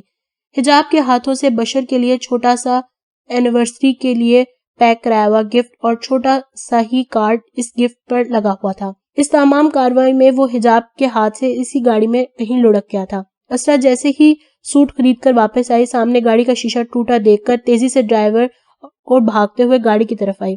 اندر حجاب کو نہ پا کر اسرا شدید پریشانی کے عالم میں بشر کو فون ملانے لگی۔ ہاتھ میں اس کے وہ خط بھی تھا جو وہ گنڈے سیٹ پر رکھ کر چلے گئے تھے پچھلی۔ السلام علیکم، ہو گئی شاپنگ تم لوگوں کی؟ بشر نے فون اٹھاتے ہی اسرا کا نمبر دے کر خوشگوار موڈ میں دریافت کیا۔ بشر وہ اسرا اتنا ہی کہہ پائی تھی کہ باقی کے الفاظ اس کے حلق میں ہی رہ گئے تھے۔ وہ بے تحاشا رو رہی تھی۔ کیا ہوا؟ تم رو کیوں رہی ہو؟ سب خیریت تو ہے نا؟ حجاب سے میری بات کرو، کیا ہوا ہے جو اس طرح تم رو کیوں رہی ہو؟ حجاب، بشر، وہ بڑی مشکل سے ٹوٹے پھوٹے لفظوں میں یہ دو نام لے پائی تھی۔ کیا ہوا حجاب کو؟ وہ ٹھیک تو ہے نا؟ وہ بیٹھے سے اٹھ گیا تھا اور چیخ کے اس سے دریافت کر رہا تھا۔ وہ اسرا کے اس طرح رونے سے گھبرا گیا۔ حجاب نہیں ہے گاڑی میں، وہ بڑی ہمت متجمع کر کے یہ کہہ پائی تھی۔ کیا ہوا ہے حجاب کو؟ کہاں ہے حجاب؟ لاؤ ڈرائیور کو فون دو، وہ چیخا تھا۔ اسرا اپنے سامنے کھڑے سہمے ہوئے ڈرائیور چاچا کو فون تھمایا تھا۔ وہ بھی حجاب کو نہ پا کر شدید پریشانی کے عالم میں گھرے ہوئے تھے۔ ان کے بھی چہروں کے ہوائیاں اڑی ہوئی تھی۔ کیا ہوا ہے چاچا؟ اسرا اس طرح کیوں رو رہی ہے؟ حجاب کہاں ہے؟ وہ سختی سے دھاڑا تھا۔ جی بشر بابا، میں اسرا بی بی کے ساتھ مال میں گیا تھا۔ حجاب بی بی ضد کر کے یہی گاڑی میں رک گئی تھی اور جب ہم واپس آئے تو گاڑی کا شیشہ ٹوٹا ہوا تھا اور اندر سے خط ملا ہے۔ ڈرائیور نے پوری تفصیل بشر کو سنائی۔ وہ خالی ذہن کے ساتھ پورے کمرے کا جائزہ لے رہی تھی۔ اس کو چند منٹوں پہلے ہی ہوش آیا تھا۔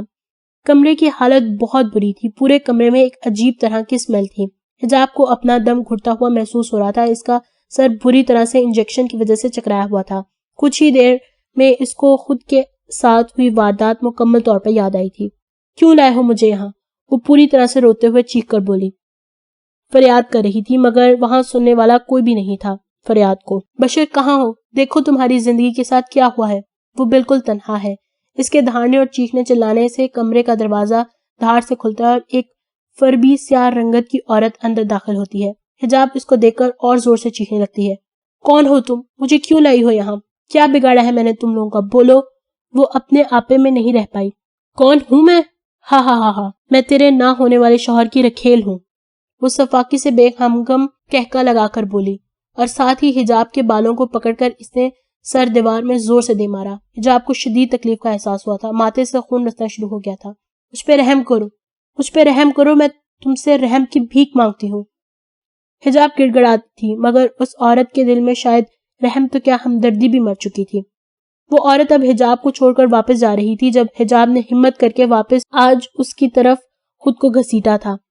میرا کیا قصور ہے؟ تم بھی ایک تو عورت ہو، پھر تم کیسے اس طرح ایک عورت کے ساتھ اتنی بے رحمی کر سکتی ہو؟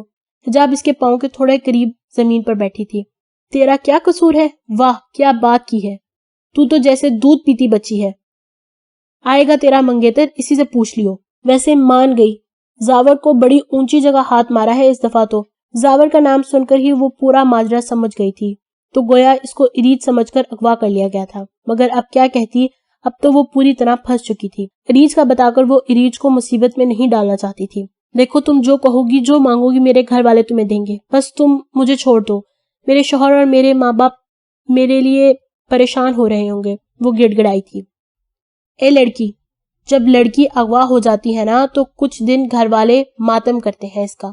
گھر سے اغوا ہوئی لڑکی کو واپس کوئی بھی اپنے گھر کی زینت نہیں بتاتا، وہ کہتے ہوئے ہنسنے لگی تھی۔ کیسی صفاق عورت تھی، کتنے آرام سے وہ یہ بات کہہ گئی تھی۔ حجاب بے جان سی ہو کر اس کے آگے اپنے ہاتھ جوڑ رہی تھی جب اس عورت نے زور سے اس کے منہ پر اپنی لات رسید کی۔ حجاب کا سر پہلے ہی چوٹ لگنے کی وجہ سے درد سے پھٹ رہا تھا۔ اب اس پر تضاد اس عورت کا منہ پر مارنا، اس کے ہونٹ سے خون نکلنا شروع ہو گیا تھا۔ حجاب بے ہوش ہونے کو تھی، وہ بے جان سی ہو کر وہیں فرش پر ڈھہ گئی تھی۔ تھوڑی دیر بعد وہی عورت دوبارہ واپس آئی مگر اب وہ اکیلی نہ تھی، اس کے ساتھ ایک اور آدمی بھی داخل ہوا تھا۔ خوفناک لمبا تڑنگا وہ آدمی حجاب کو کسی بھیڑیے کی طرح دیکھ رہا تھا، انتہائی گندی نظروں سے۔ اس آدمی کے چہرے پر درندگی ٹپک رہی تھی۔ حجاب اپنی بند ہوتی آنکھوں کے ساتھ اس شخص کو دھندلا سا دیکھ پائی تھی۔ اس کا ذہن ان دونوں کی باتوں کو سمجھنے کی کوشش کر رہا تھا۔ وہ عورت کہہ رہی تھی اس آدمی کے، دیکھ میری بات غور سے سن، اس لڑکی کو کل صبح باہر بیٹھی لڑکیوں کے ساتھ روانہ کرنا ہے۔ زاور کا حکم ہے اس کا وہ حال کرو کہ اس کے ساتھ ساتھ باہر بیٹھی تمام لڑکیوں کی روح تک کام جائے، وہ بغاوت کرنے کا انجام اچھی طرح سے دیکھ اور سمجھ لیں۔ بے فکر رہو چندا بائی، میں روح تو کیا اس کا پورا جسم تک نچوڑ لوں گا۔ وہ اپنی ناپاک نظریں حجاب کے مقدس وجود پر گاڑتے ہوئے بولا، اے بات سن پہلے میری پوری۔ وہ اس کی طرف ایک ٹرے بڑھاتے ہوئے بولی جس کے اندر چھری، چابک، سگریٹ، ماچس اور اس طرح کی کئی چیزیں تھیں جس سے تشدد کیا جا سکتا تھا۔ اس کے ساتھ اپنی حوث نہیں مٹانے کو کہا تجھ سے، یہ لڑکی بالکل کنچا جائے گی سیٹ کے پاس۔ زاور کا حکم ہے اس نے سیٹ سے اس کے بڑے پیسے اٹھائے ہیں۔ تت تیری، وہ اپنے غلیظ ارادوں پہ پانی پھرتا دیکھ اس سے ٹرے میں رکھا چابک اٹھا کر حجاب کی کمر پر مار کر بولا تھا۔ حجاب کے بے جان ہوتے دھان پان سے وجود پر جب وہ چابک پڑا تو اس کو لگا اس کی روح ہی قبض ہو چکی ہو۔ وہ آدمی حجاب کی طرف بڑھتا گیا تھا اور جگہ جگہ اس کے جسم پر پہلے چھری سے بری طرح کٹ مارتا گیا، اس کے بعد چابک سے اس کو پوری طرح دھو ڈالا تھا۔ حجاب کی اتنی بھی ہمت باقی نہ رہی تھی کہ وہ زبان سے ایک لفظ بھی نکال پاتی، وہ بس بے جان سی فرش پہ پڑی خون سے لت پت کرا رہی تھی۔ وہ آدمی واپس ٹرے کی طرف مڑا اور سگریٹ کو لائٹر سے جلا کر جگہ جگہ سے حجاب کے پورے جسم پر نقش و نگار بنا دیے۔ ہر چیز سے اس کے جسم پہ ضرب لگا گئے تھے جن سے وہ تڑپ اور چیخیں مار رہی تھی۔ حجاب کی چیخیں باہر بیٹھی لڑکیاں سن کر سہم گئی تھیں۔ ہر لڑکی کے لب پر صرف ایک ہی دعا تھی کہ اللہ ہمیں عزت کی موت دے دے۔ ادھر حجاب شاید تڑپ تڑپ کر مر ہی چکی تھی، اب اس کے چیخنے اور چلانے کی آوازیں اب بند ہو چکی تھی۔ ہاں بھائی، دیکھ لیا تم لوگوں نے انجام؟ وہ حجاب کو رسی سے باندھ کر باہر کھینچتا ہوا لایا تھا۔ باہر بیٹھی تمام لڑکیاں چیخیں مار مار کر حجاب کا حال دیکھ کر خوف سے رو رہی تھی۔ اس کو ہوش آئے گا اس کی دوبارہ اس سے بھی بدتر حالت کریں گے۔ وہ تمام لڑکیوں کو جتاتے ہوئے بولا تھا، دیکھ لو یہ ہوتا ہے ضد کا انجام۔ وہ عورت بولی تھی۔ وہ سب لوگ پریشان حال ڈرائنگ روم میں بیٹھے تھے۔ اریج، سمیر اور ہمدان بھی آنن فانن آ چکے تھے۔ ماما کا رو رو کے برا حال تھا، اریج اور اسرا کا بھی یہی حال تھا۔ مجھے پتا ہے یہ سب زاور کا کیا دھرا ہے، اریج روتے ہوئے بولی۔ اس نے میری جگہ حجاب کو اغوا کیا ہے، یہ سب کچھ میری وجہ سے ہوا ہے۔ اریج خود کو الزام ٹھہراتے ہوئے ہچکیوں سے زاروں قطار رو رہی تھی۔ اس کی پیاری دوست آج اس کی وجہ سے اتنی بڑی مشکل میں پھنس چکی تھی۔ بشر گھر نہیں تھا، وہ اپنے دوست آئی جی کے ساتھ حجاب کو مارا مارا ڈھونڈ رہا تھا۔ ہمدان اپنے ذریعے سے حجاب کو ڈھونڈنے کی پوری کوشش کر رہا تھا، اس کی آنکھوں میں خون اترا ہوا تھا۔ اس طرح سے کچھ نہیں ہوگا، اریج تم آنٹی انکل کو لے کر گاڑی میں، ہمدان بشر اور اپنے آفیسر دوست کو بلاؤ۔ مگر کہاں؟ ہمدان نے سمیر کو دیکھتے ہوئے استفسار کیا۔ اریج کے پاپا کے گھر، ہم سب کو جانا ہے۔ وہ سب لوگ اریج کے گھر پہنچ چکے تھے، پولیس فورس ان کے ساتھ تھی۔ حیدر صاحب نوکر کے بلانے پر گھبرا کر نیچے آئے تھے۔ سامنے کھڑی پولیس اور باقی سب لوگوں کو دیکھ کر ان کو کسی بہت بڑی گڑبڑ کا احساس ہوا تھا۔ کیوں آئے ہیں آپ لوگ یہاں؟ اور آپ لوگوں کی اس طرح میرے گھر میں گھسنے کی ہمت کیسے ہوئی؟ وہ آواز کو تھوڑا دباتے ہوئے مگر شعلہ وار لہجے میں بولے تھے۔ میں بتاتی ہوں ڈیڈی کہ کیوں آئے ہیں آپ سب۔ اریج سمیر کی پشت کے پیچھے سے نکلتے ہوئے بولی۔ اریج تم؟ البتہ بشر ہمدان پولیس کے ساتھ پورے گھر میں دل آویز کو گھس کر ڈھونڈ رہے تھے۔ حیدر صاحب بیٹی کو دیکھ کر دھاڑے تھے۔ کیوں آئی ہو اپنی منحوس شکل لے کر میری عزت کو تازیانے لگانے؟ وہ اریج کو مارنے کے لیے بڑھے تھے جب سمیر نے آگے بڑھ کر اپنی مضبوط ہاتھ سے ان کا بڑا ہوا ہاتھ دبوچا تھا۔ خبردار، اگر اس کو چھوا بھی تو۔ تم ہوتے کون ہو؟ میں اپنی بیٹی سے کسی بھی طرح پیش آؤں میری مرضی۔ میں کون ہوتا ہوں؟ ابھی بتاتا ہوں میں کون ہوں۔ میں آپ کی بیٹی کا شوہر ہوں، سمیر نے ان کا ہاتھ بری طرح سے جھٹکتے ہوئے کہا۔ وہ اریج کو اپنے بازو کے گھیرے میں لے کر خونخوار نظروں سے حیدر صاحب کو دیکھتے ہوئے بولا تھا، یہ میری بیوی ہے، آپ اس کے سائے تک بھی نہیں پہنچ سکتے۔ اپنی شہادت کی انگلی اٹھا کر حیدر صاحب کی طرف کر کے بولا۔ حیدر صاحب اس انکشاف پر دنگ رہ گئے تھے۔ اریج اس کی مضبوط پناہوں میں آ کر پرسکون ہو چکی تھی، کوئی ڈر کوئی خوف باقی نہ رہا تھا۔ اب سمیر دندناتا ہوا حیدر صاحب کے گھر میں گھس رہا تھا۔ ارے ارے، یہ تم کہاں میرے گھر میں گھسے چلے جا رہے ہو؟ حیدر صاحب غصے سے بے قابو ہو کر بولے۔ وہ پلٹا اور حیدر صاحب کا گریبان پکڑ کے بولا، اگر میری بہن حجاب نہیں ملی تو یاد رکھنا میں تجھ سمیت تیرے گھر کو آگ لگا دوں گا۔ وہ ان کی شرٹ کو کھینچتے ہوئے بولا، آپ چپ رہیں اور ہمیں اپنی کارروائی کرنے دیں۔ ایک پولیس آفیسر مداخلت کرتا ہوا ان دونوں کو الگ کرتے ہوئے سختی سے بولا۔ بابا کو آج زندگی میں اپنا آپ جتنا بے بس لگا تھا، اس سے پہلے کبھی بھی اتنی بے بسی انہیں محسوس نہیں ہوئی تھی۔ وہ گمسم سے بس خاموش ایک کونے میں کھڑے ہوئے تھے۔ ان کو حجاب کا ہنستا مسکراتا چہرہ آنکھوں میں گھومتا محسوس ہو رہا تھا بار بار۔ یا اللہ میری بیٹی کی حفاظت کرنا. میں نے اگر زندگی میں کوئی ایسا کام کیا ہو جو تجھے اچھا لگا ہو تو میری حجاب کو دے دے واپس. میرے رب میرے حبیب کے صدقے تو میری بچی کو باحفاظت ہم تک پہنچا دے. وہ اپنے رب کے حضور گڑ گڑا رہے تھے. بول بتا میری حجاب کہاں ہے؟ بشر دلاویز کو تہ خانے میں سے کھینچتا ہوا باہر لایا تھا. مجھے نہیں پتا، میں کچھ نہیں جانتی، وہ بلبلا کر بول اٹھی. وہ اس کی طرف مارنے کو بڑا تھا. بشر اس کو لیڈی کانسٹیبل کو ہینڈل کرنے دو. حمدان نے اس کے کندھے پر ہاتھ رکھ کر اس کو روکا تھا. یہ کیا حال کیا ہے تم لوگوں نے اس کا؟ زاور وہاں موجود عورت اور مرد پر دھارا تھا. اس کی تو نبض بھی بہت مشکل سے چل رہی ہے. لیکن سر جی مجھے بائی نے یہی کہا تھا کرنے کو. ہاں میں نے کہا تھا بائی سے، مگر اتنا بھی نہیں کہ اب یہ بھیجنے کے قابل بھی نہیں رہی. یہ زندہ بھی شاید کل تک نہ رہ پائے. وہ حجاب کا چہرہ پلٹ کر دیکھنے لگا. یہ دیکھو اس کے چہرے سے بھی خون رس رہا ہے. اب کیا سیٹ اس کا اچار ڈالے گا؟ مگر سر جی میں نے اس کے ساتھ کوئی ریپ تھوڑی کیا ہے. ریپ نہیں کیا، لیکن اس کا حال دیکھو، اس کو موت کے قریب پہنچا دیا ہے. کون جواب دے گا؟ سیٹ کو کون بھگتے گا؟ کون لائے گا اتنی رقم جو اس نے مجھے دی تھی؟ وہ جارحانہ انداز میں اس آدمی کی طرح بڑا تھا اور گھونسوں لاتوں کی بچھاڑ کر ڈالی تھی. حجاب کے اوپر اتنا تشدد کیا گیا تھا کہ زاور یہ تک نہیں پہچان پایا تھا یہ اریج نہیں بلکہ کوئی اور لڑکی ہے. ایک دم دھڑام سے باہر کا دروازہ کھلا تھا. خبردار کسی نے بھی ہلنے یا کسی قسم کی بھی ہوشیاری کرنے کی کوشش کی تو ادھر ہی گارڈ دوں. پولیس آفیسر جلد از جلد ان کے اہلکار اپنی پوزیشن سنبھال چکے تھے اور پورے فارم ہاؤس کو اپنے گھیرے میں لے لیا تھا. بشر، حمدان اور سمیر تیزی سے آفیسر کی پوزیشن سنبھالتے اندر داخل ہو چکے تھے. باقی سب لوگ وہیں اریج کے گھر پر ہی تھے. بتا کون ہے ان میں سے، کون ہے تیرا یار؟ وہ پولیس آفیسر بولا تھا. دلاویز نے بڑی مشکل سے زاور کی طرف اشارہ کیا تھا. زاور کو دیکھ کر بشر اس کے اوپر بھوکے شیر کی طرح ٹوٹ پڑا تھا. بتا کہاں ہے میری حجاب؟ وہ اس کے منہ پہ مکوں کی برسات کرتے ہوئے بولا تھا. میرے پاس کوئی حجاب نہیں ہے، وہ تڑپتے ہوئے بولا تھا. تو اس طرح نہیں منہ کھولے گا. بشر نے اپنی بیلٹ اتار کر اس کے کئی ضرب ایک ساتھ لگائی تھی.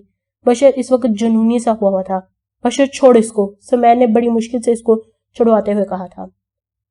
باہر شور سن کر کمرے میں بند لڑکیوں نے فوراً دروازہ پیٹنا شروع کر دیا. اہلکار نے بڑھ کر بھاگ کر دروازہ کھولا تھا، مگر اندر لڑکیوں کو دیکھ کر وہ فوری پیچھے ہٹا تھا اور لیڈی کانسٹیبل اندر داخل ہو گئی تھی اور پھر دوسری اپنی ساتھی کانسٹیبل کو اشارہ کیا گاڑی میں سے چادریں لانے کو. دلاویز نے جب زبان کھولی تھی تو اس نے سب بتا دیا تھا. لیڈی کانسٹیبل پوری تیاری سے آئی تھی. تم لوگوں میں سے کسی کو پتا ہے حجاب کے بارے میں؟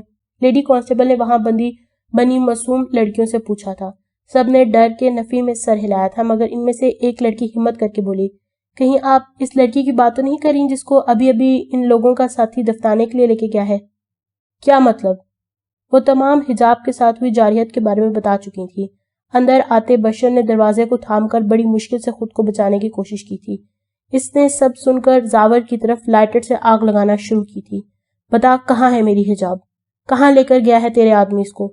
بول نہیں تو تجھے ایسی جگہ تکلیف دوں گا کہ نہ تو زندوں میں شمار ہوگا نہ مردوں میں. بول جلدی. بتاتا ہوں. اور پھر اس کو لے کر بشر اور پولیس اس تک پہنچ چکے تھے. وہ فارم ہاؤس کے پچھلی طرف موجود گارڈن میں کور کھود کر حجاب کو اندر لٹا چکا تھا اور اس کے اوپر مٹی ڈال رہا تھا. تمام لڑکیوں کو بحفاظت پولیس کی گاڑیوں میں بٹھا دیا گیا تھا اور اب وہ لوگ حجاب کو ڈھونڈتے ڈھونڈتے اس تک پہنچ چکے تھے. بشر نے آگے بڑھ کر اس کو دھکا دیا اور خود جھک کر حجاب کے اوپر سے مٹی ہٹانے لگا تھا. وہ رو رہا تھا، چیخ رہا تھا مسلسل. حمدان اور سمیر نے اس درندے آدمی کو پکڑ کر اتنا دھویا تھا کہ بس سانس بند ہونے کی کمی باقی رہ گئی تھی. سمیر اور حمدان بھاری قدموں سے بشر کی طرف بڑھے تھے. دونوں کے دل غم سے نڈھال تھے. بشر اس کو سینے سے لگائے بیٹھا تھا. یار اس کی نبض ابھی چل رہی ہے، جلدی کرو، ہسپتال لے کر چلو اس کو. حمدان نے حجاب کے ہاتھ کو واپس چھڑایا کر کہا تھا. وہ بھی اس کی حالت دیکھ کر اسے بے قابو ہو رہا تھا. بشر اس کو بازوؤں میں بھر کر ہاسپٹل کے لیے نکل چکا تھا. وہ پچھلی سیٹ پر اپنی گود میں اس کو لیے بیٹھا تھا. ڈاکٹر کیسی ہے میری وائف؟ ڈاکٹر کو آئی سی یو سے باہر نکلتے دیکھ کر وہ دوڑتا ہوا ان کی طرف پہنچا تھا. دیکھیے آپ کی وائف کی حالت ٹھیک نہیں ہے، اوپر سے وہ ایکسپیکٹ بھی کر رہی ہیں. یہ اللہ کا کوئی معجزہ ہے کہ ان کے حمل کو کوئی نقصان نہیں ہوا اتنے تشدد کے باوجود. اگلے 24 گھنٹے بہت اہم ہیں، آپ لوگ دعا کریں. میں آپ کو کوئی امید نہیں دلانا چاہتا، پیشنٹ کی حالت بہت خطرناک ہے. جی نہیں، جب تک حمدان بھائی آپ میری ڈیمانڈ پوری نہیں کریں گے تب تک آپ کو اندر جانے نہیں دیا جائے گا. حجاب میرون اور وائٹ کے امتزاج کا گھاگرا چولی پہنے بشر کے ساتھ دلہن کی طرح پور سجی کھڑی تھی. بشر بار بار اس کے وجود میں گم ہو رہا تھا اور حجاب بار بار اس کی بےتابیوں پر برف انڈے رہی تھی۔ پیاری بہن، تمہاری ڈیمانڈ بہت زیادہ ہے۔ ہمدان بشر کی طرف مدد طلب نظروں سے دیکھتے ہوئے بولا، یار میں کچھ نہیں کر سکتا، تم اور تمہاری عزیز جان بہن خود ہی نمٹو۔ بشر نے صاف ہری جھنڈی دکھا دی تھی۔ یہ میرا والیٹ ہے، یہ لو چیک بک ہے، یہ بھی رکھ لو، بس میری جان چھوڑو۔ ہاں حجاب، بس اب چلتے ہیں، ویسے ہی 2 مہینے کے قریب تمہاری وجہ سے سولی پہ لٹکا رہا ہے میرا چہیتا دوست۔ سمیر کو ہمدان کی حالت پر بھی رحم آنا شروع ہو گیا تھا۔ ہاں بھائی، بس اب تم لوگ میری جان بخشو۔ ہمدان سمیر کا فیور پا کر فوراً معصومیت طاری کر کے بولا خود پر، میری بیچاری دلہن اب تک تو بے ہوش ہو چکی ہوگی میرا انتظار کرتے کرتے۔ وہ بیچارگی سے مزید گویا ہوا۔ ہاں بس ٹھیک ہے، ڈن، ہم خود لے لیں گے جو لینا ہوگا، چیک بک تو ہمارے پاس ہے نا حجاب۔ اریز نے بھی ہمدان کی بیچارگی دیکھ کر حجاب کو ٹالا جا۔ نہ بالکل بھی نہیں، مجھے یہ سب بالکل بھی نہیں چاہیے، مجھے تو آپ دونوں کے ساتھ اریج اور سمیر بھائی کو لے کر ہنی مون پر جانا ہے۔ ہاں اور نہیں تو کیا، ہمیں بھی تو اپنا ہنی مون منانا ہے جو ابھی تک نہیں منا سکے۔ بشر دوبارہ چوڑا ہوا اور جھٹ سے حجاب کے ہاں میں ہاں ملا کر بولا۔ ہمدان نے ان چاروں کباب میں بڑے والی ہڈیوں کو دیکھا اور بے بسی سے ہاں میں سر ہلایا۔ اوہ چلو، گڈ ہو گیا یہ تو۔ حجاب نے خوشی سے بچوں کی طرح تالیاں بجانی شروع کر دی۔ وہ چاروں جھٹ سے راستہ چھوڑ کر ہٹ چکے تھے۔ ہمدان کمرے میں جلدی سے گھسا تھا اور کمرے کا دروازہ اندر سے فوراً لاک کر لیا تھا، مبادا کہیں پھر سے وہ چاروں دھاوا نہ بول دیں اور واپس اندر کو ہی نہ واپس آ جائیں۔ اسرا ہمدان کو اندر آتا دیکھ کر سمٹ گئی تھی۔ ہمدان اس کو اس طرح سے خود میں سمٹا دیکھ کر اس کے پاس آ کر بیٹھا تھا۔ اسرا اس کو خود سے قریب بیٹھتا دیکھ کر گھبرا کر تھوڑا کھسک کر گئی تھی۔ ہمدان نے اس کا ہاتھ تھام کر گویا اب مزید اس کو دور ہونے سے روکا تھا۔ بس اب میں تمہیں اس کمرے سے تو کیا، اس بیڈ سے بھی ٹس سے مس نہیں ہونے دوں گا۔ وہ اس کی ناک میں پہنی خوبصورت سی نتنی کو آہستہ سے کھول کر ناک سے جدا کرتے ہوئے بولا۔ اسرا اس کے لمس کی حدت محسوس کر کے گھبرا سی گئی اور حیا سے بوجھل پلکیں اٹھا نہ پائی۔ تم نہیں جانتی میں نے تمہیں اس روپ میں دیکھنے کے لیے کتنا صبر کیا ہے۔ سب سے پہلے تمہیں شکریہ کہنا چاہتا ہوں۔ کس بات کا؟ وہ آہستہ سے ناسمجھی میں بولی۔ دیکھو، ہم لوگ تمہارے ایکسپیکٹ کرنے کی خوشی بھی ٹھیک طریقے سے نہیں منا سکے اور میں چاہ کر بھی تمہارا شکریہ ادا نہیں کر پایا۔ تم نے مجھے اتنی بڑی خوشی سے نوازا ہے، تم نہیں جانتی باپ بننے کی خبر میرے لیے کیا تھی، کتنا پیارا احساس تھا جو میرے دل میں میری اولاد کو لے کر جاگا تھا۔ وہ آج اپنا دل کھول کر اسرا کے سامنے رکھ چکا تھا۔ میں تم سے کسی بھی قسم کی محبت کا دعویٰ نہیں کروں گا، ہاں بس اتنا ضرور کہوں گا کہ وقت ضرور تمہیں میری محبت کا یقین دلا دے گا۔ وہ اسرا کے ہاتھوں کو اپنے ہاتھ میں نرمی سے تھامتے ہوئے بولا، وقت نے مجھے یقین دلایا ہے آپ کی محبت کا۔ اسرا نے بڑی محبت سے پیار بھرے لہجے میں اقرار کیا، آج تم دلہن کے روپ میں سجی سنوری آخرکار میری سیج سجائے بیٹھی ہو۔ وہ اسرا کے اوپر جھک کر سرگوشیانہ انداز میں بولا۔ ہمدان؟ اسرا نے بڑی مشکل سے کپ کپاتے ہوئے لبوں سے یہ اپنے محبوب شوہر کا نام لیا۔ جی جانے ہمدان، میں بھی آپ کی محبت میں پور ہو چکی ہوں۔ وہ خود پہ جھکے ہمدان کی شرٹ کو اپنی مٹھیوں میں قید کرتے ہوئے حیا سے چور کپ کپاتے لہجے میں کہہ رہی تھی اور بہت ہی پیار بھرے انداز میں اپنی ریڈ لپسٹک سے سجے ہونٹ اس کے چوڑے سینے پہ رکھ رہی تھی۔ مگر میں تم سے محبت نہیں کرتا، ہمدان نے اس کے دوپٹے کی پنوں کو سر سے نکالتے ہوئے کہا اور آہستہ سے اس کی بندیاں بالوں سے جدا کی۔ اسرا سہم کر ہمدان کو دیکھنے لگی۔ ہمدان اس کی آنکھوں میں خوف دیکھ کر جلدی سے بولا، مبادا وہ پھر سے رونا ہی نہ شروع کر دے۔ میں تم سے عشق کرتا ہوں میری جان۔ یہ کہہ کر ہمدان نے اس پر اپنی محبت بوند بوند برسا کر وجود کو سندل کر دیا۔ حجاب کو اللہ تعالیٰ نے نئی زندگی عطا کی تھی اور وہ اور اس کی پریگنینسی دونوں خطرے سے باہر تھی۔ ڈاکٹر نے کچھ عرصے میں جسم پر آنے والے تمام زخموں کو بھی وقت کے ساتھ ساتھ ٹھیک ہو جانے کا کہا تھا۔ ان 2 ماہ میں بشر نے حجاب کو گویا اپنی ہتھیلی کا چھالا بنا کے رکھا ہوا تھا۔ وہ بشر اور ماما بابا سمیت اسرا، سمیر، اریج اور ہمدان سب کی محبت اور توجہ پا کر جلد ریکور کر رہی تھی۔ اریج نے اپنے بابا سے تمام تر تعلقات ختم کر دیے تھے۔ سمیر کے لاکھ سمجھانے کے باوجود بھی وہ اپنے باپ سے ہر قسم کا تعلق توڑ کر بیٹھ گئی تھی۔ حجاب کے گھر آنے کے بعد وہ ابھی تک اسی کے پاس ہی رکی ہوئی تھی اور کسی سائے کی طرح اس کا دیکھ بھال کر رہی تھی۔ آرزو کو اس نے اپنے پاس ہی رکھ لیا تھا بشر کے گھر میں۔ حجاب اور بشر سمیت گھر کے باقی تمام لوگ آرزو سے اٹکیلیاں کرتے نظر آتے تھے۔ آرزو بھی بہت جلدی سے سب کی محبتیں پا کر سب سے مانوس ہو گئی تھی۔ حجاب کا دل اپنی بھتیجی کی ننھی ننھی گلکاریاں سن کر بہت خوش ہوتا تھا۔ اس حادثے کو اپنی میموری سے بالکل بلاک اور ڈیلیٹ کر دینا چاہتی تھی، ایک بھیانک اور دردناک خواب سمجھ کر۔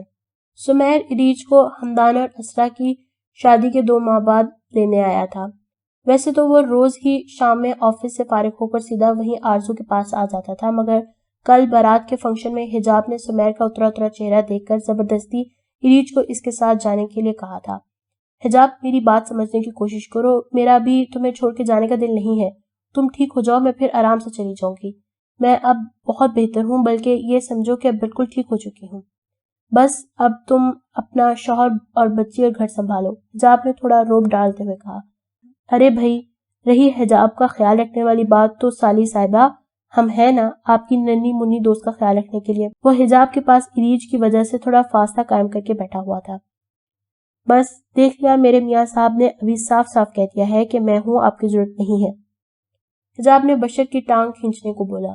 نہیں نہیں عریج، میرا مطلب یہ نہیں تھا، بشر سٹ پٹا کر کہنے لگا۔ حجاب پلیز مجھے معاف کر دو، عریج قریب ہو کر حجاب کے ہاتھ پکڑ کر بولی۔ میری وجہ سے تمہیں اس قدر تکلیف اٹھانی پڑی۔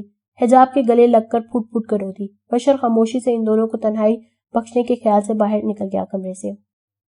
ارے پاگل لڑکی، اس طرح کیوں رو رہی ہو؟ وہ عریج کی کمر سہلاتے ہوئے بولی۔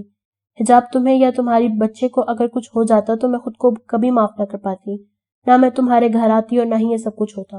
ادھر دیکھو میری طرف۔ حجاب نے روتی ہوئی عریج کی تھوڑی اپنے ہاتھ سے اونچی کی اور پھر خود بھی آنکھوں میں آئی نمی کو واپس دھکیل کر عریج سے گویا ہوئی۔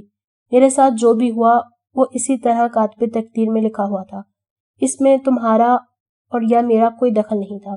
تمہاری جگہ مجھے اس تشدد کا نشانہ بنایا گیا اور میرے بچانے کے لیے بشر کو بھیجا گیا، اور یہ میرے نزدیک دیکھا جائے تو بشر کی محبت کا امتحان بھی تھا، اور وہ واقعی اپنی محبت کے اس کٹھن امتحان میں سرخرو ہوئے ہیں، ورنہ ایک اغوا شدہ لڑکی کو واپس اپنی عزت بنانا بہت بڑے ضرف کی بات ہے۔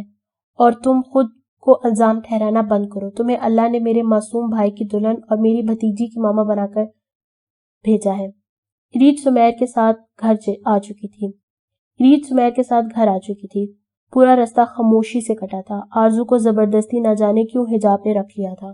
پورے رستے وہ بس آرزو کے متعلق ہی سوچتی رہی تھی۔ گھر آ کر وہ اپنے اور آرزو کے مشترکہ کمرے میں جانے کو تھی جب سمیر اس کا بازو کھینچ کر اس کو اپنی طرف گھما گیا تھا۔ کہاں جا رہی ہو؟ کمرے میں۔ وہ گھڑی کی طرف ٹائم دیکھ کر بولی تھی جو رات کے 9:30 بجا رہی تھی۔ ان کو کھانا کھاتے اور سب سے الوداع لیتے لیتے آنے میں دیر ہو گئی تھی۔ تمہارا کمرہ کہاں ہے؟ سمیر اس کی آنکھوں میں دیکھتے ہوئے بولا تھا۔ وہ سامنے۔ عریج بکھلاہٹ میں یہ بالکل بھول گئی تھی کہ اس کا روم اب وہ نہیں بلکہ سمیر کا بیڈ روم ہی ہے۔ کیا واقعی؟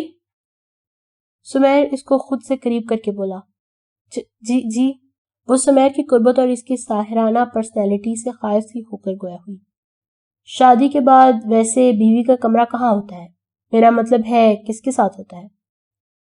وہ اس کی کمر کے گرد حصار تنگ کرتے ہوئے اس کو سینے سے لگا کر پوچھ رہا تھا۔ کیا مطلب؟ وہ کھڑے تلفظ کے ساتھ ٹوٹے پھوٹے لفظوں میں بول پا رہی تھی۔ ہاں یہی تو پوچھ رہا ہوں کہ اچھا چلو، تمہیں ایسے نہیں سمجھ آ رہا ہوگا، میں تمہارے لیے آسان لفظوں میں پوچھتا ہوں۔ وہ اس کی آنکھوں میں آنکھیں ڈال کر بولا۔ عریج نے اس کی باتیں کرتی آنکھوں سے گھبرا کر پلکیں جھپکا لی تھی۔ چلو یہ بتاؤ، شادی کی پہلی رات لڑکی کس کی سیج سجاتی ہے؟ عریج کو اس قسم کے بولڈ گفتگو کی امید نہیں تھی۔ وہ کانوں کی لو تک سرخ پڑ گئی تھی۔ بتاؤ نا۔ وہ اس کے ماتھے پر آئے بالوں کو ہٹاتے ہوئے بولا۔ شوہر کی۔ وہ جلدی سے بولی اس خیال کے تحت کہ شاید اب سمیر اس کو چھوڑ دے گا۔ ماشاء اللہ، جب سب کچھ جانتی ہو تو پھر ادھر ادھر کیوں جا رہی تھی؟ وہ میں بھول گئی تھی۔ اب میں جاؤں؟ اس کی گھبراہٹ دیکھ کر محظوظ ہوا۔ اس سے پہلی دفعہ اتنی گھبرائی ہوئی لڑکی دیکھی تھی جو اس کے لمس سے ہی سرخ پڑ گئی تھی۔ وہ فرح کو بھی دیکھ چکا تھا۔ وہ انتہائی درجے کی بولڈ قسم کی عورت تھی۔ وہ اس کی پہلی دفعہ قریب آنے پر شرمانا تو دور کی بات گھبرائی تک نہیں تھی۔ سمیر نے اس کی گردن پر اپنے دہکتے ہوئے لب رکھ کر بوسہ دیا اور پھر اس کو آہستہ سے اپنی گرفت سے آزاد کیا تھا۔ جاؤ تم ہمارے بیڈ روم میں جاؤ، میرا انتظار کرو، میں تھوڑی دیر میں آیا، ایک کام سے جا رہا ہوں۔ وہ اپنی دھڑکنوں کے شور سے گھبرا کر سمیر کی کسی بھی بات کا جواب نہ دے سکتی تھی۔ اور ہاں، میرا انتظار کرنا، سونا نہیں۔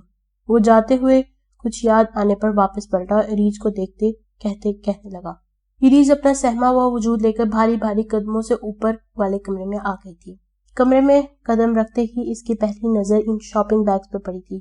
وہ شاپنگ بیگز ابھی تک وہیں صوفے پر رکھے تھے جہاں وہ چھوڑ کے گئی تھی۔ وہ شاپرز کی طرف پڑی تھی۔ وہ اس دن حجاب کی پریشانی میں اتنی جلدی میں گئی کہ شاپنگ بیگ کھولنا تو دور کی بات، ایک نظر بھی دیکھ نہیں پائی تھی۔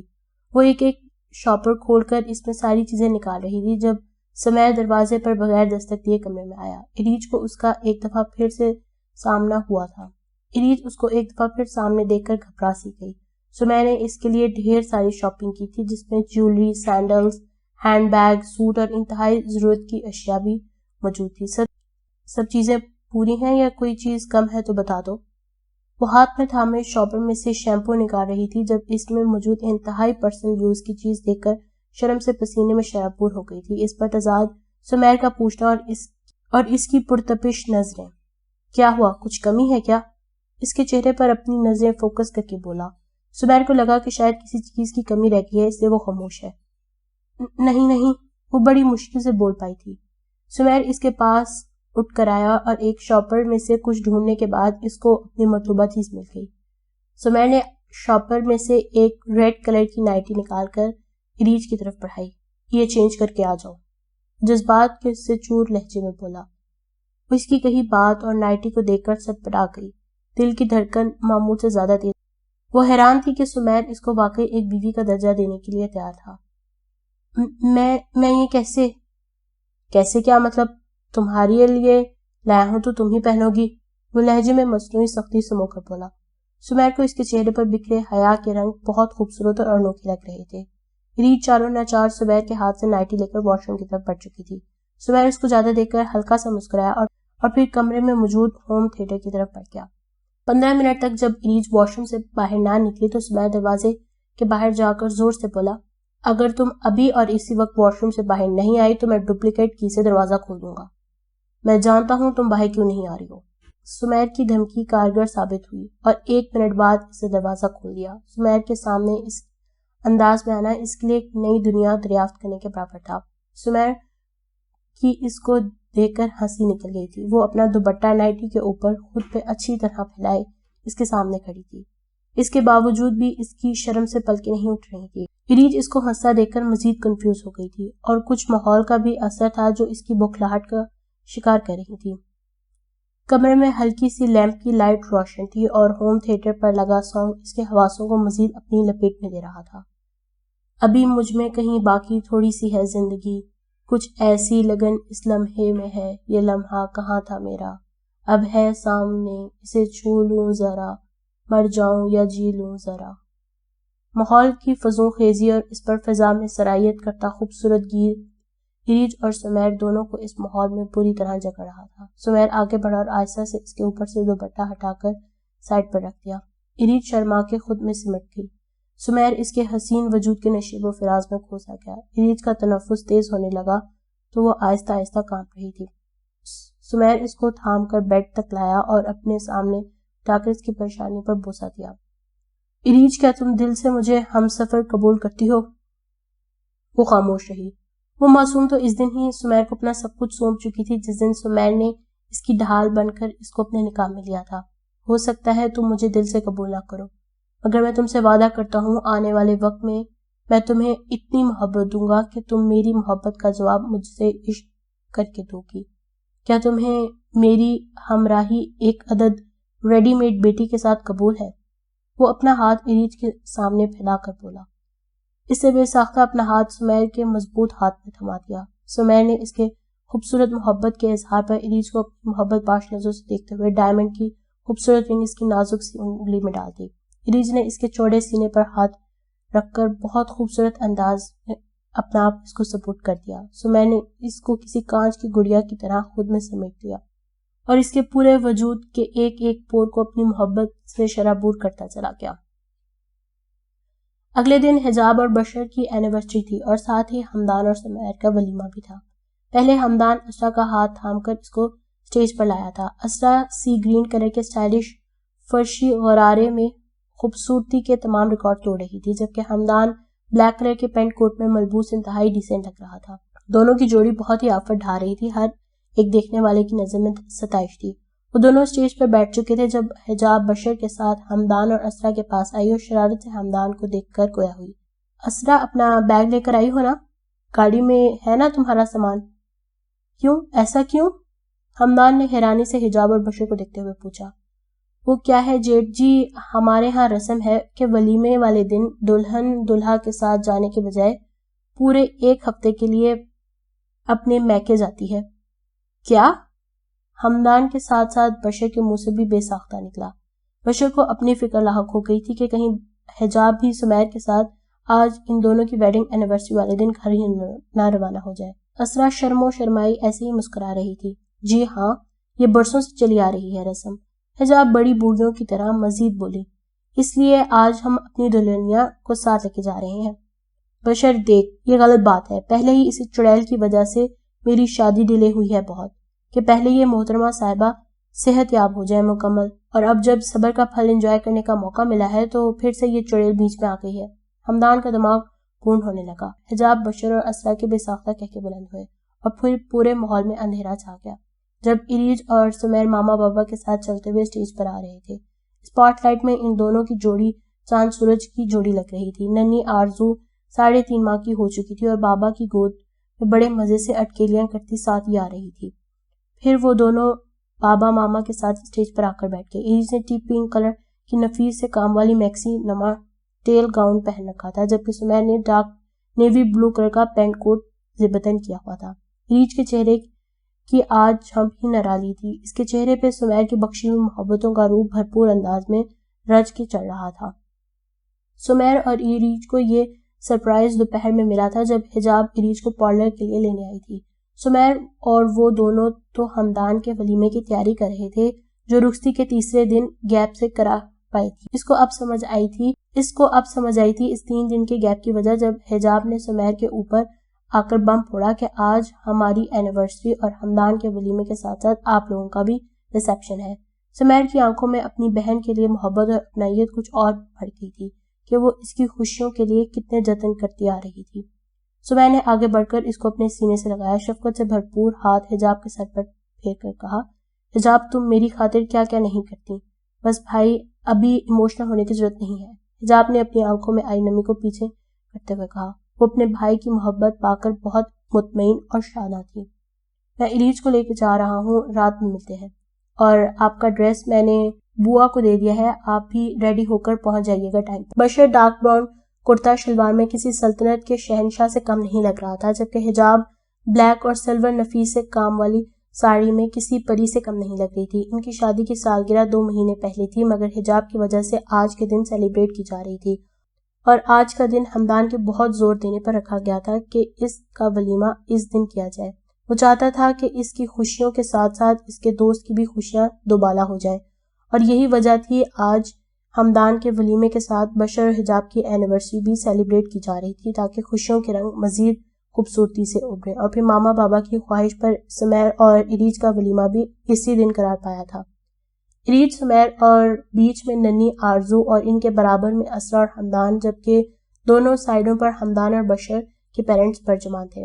پیچھے حجاب اور بشر کسی بات پر نوک جھوک کر رہے تھے جب کیمرہ مین نے کہا ریڈی، سب نے ایک دم کیمرے کی طرف دیکھا۔ کیمرے کی آنکھ نے جھٹ سے سب مکمل اور ہنستے مسکراتے چہروں کو خود میں قید کر لیا تھا، اور ایک مکمل تصویر میں یہ پورا گھرانہ بڑی خوبصورتی سے اپنی پوری آب و تاب سے چمک رہا تھا۔ حجاب کمرے کی طرف بڑھ رہی تھی جب بشر جلدی سے بھاگتا ہوا اس کی طرف آیا اور تیزی سے اس کی آنکھوں کے سامنے اپنا ہاتھ رکھ کر اس کی آنکھیں بند کر دیں۔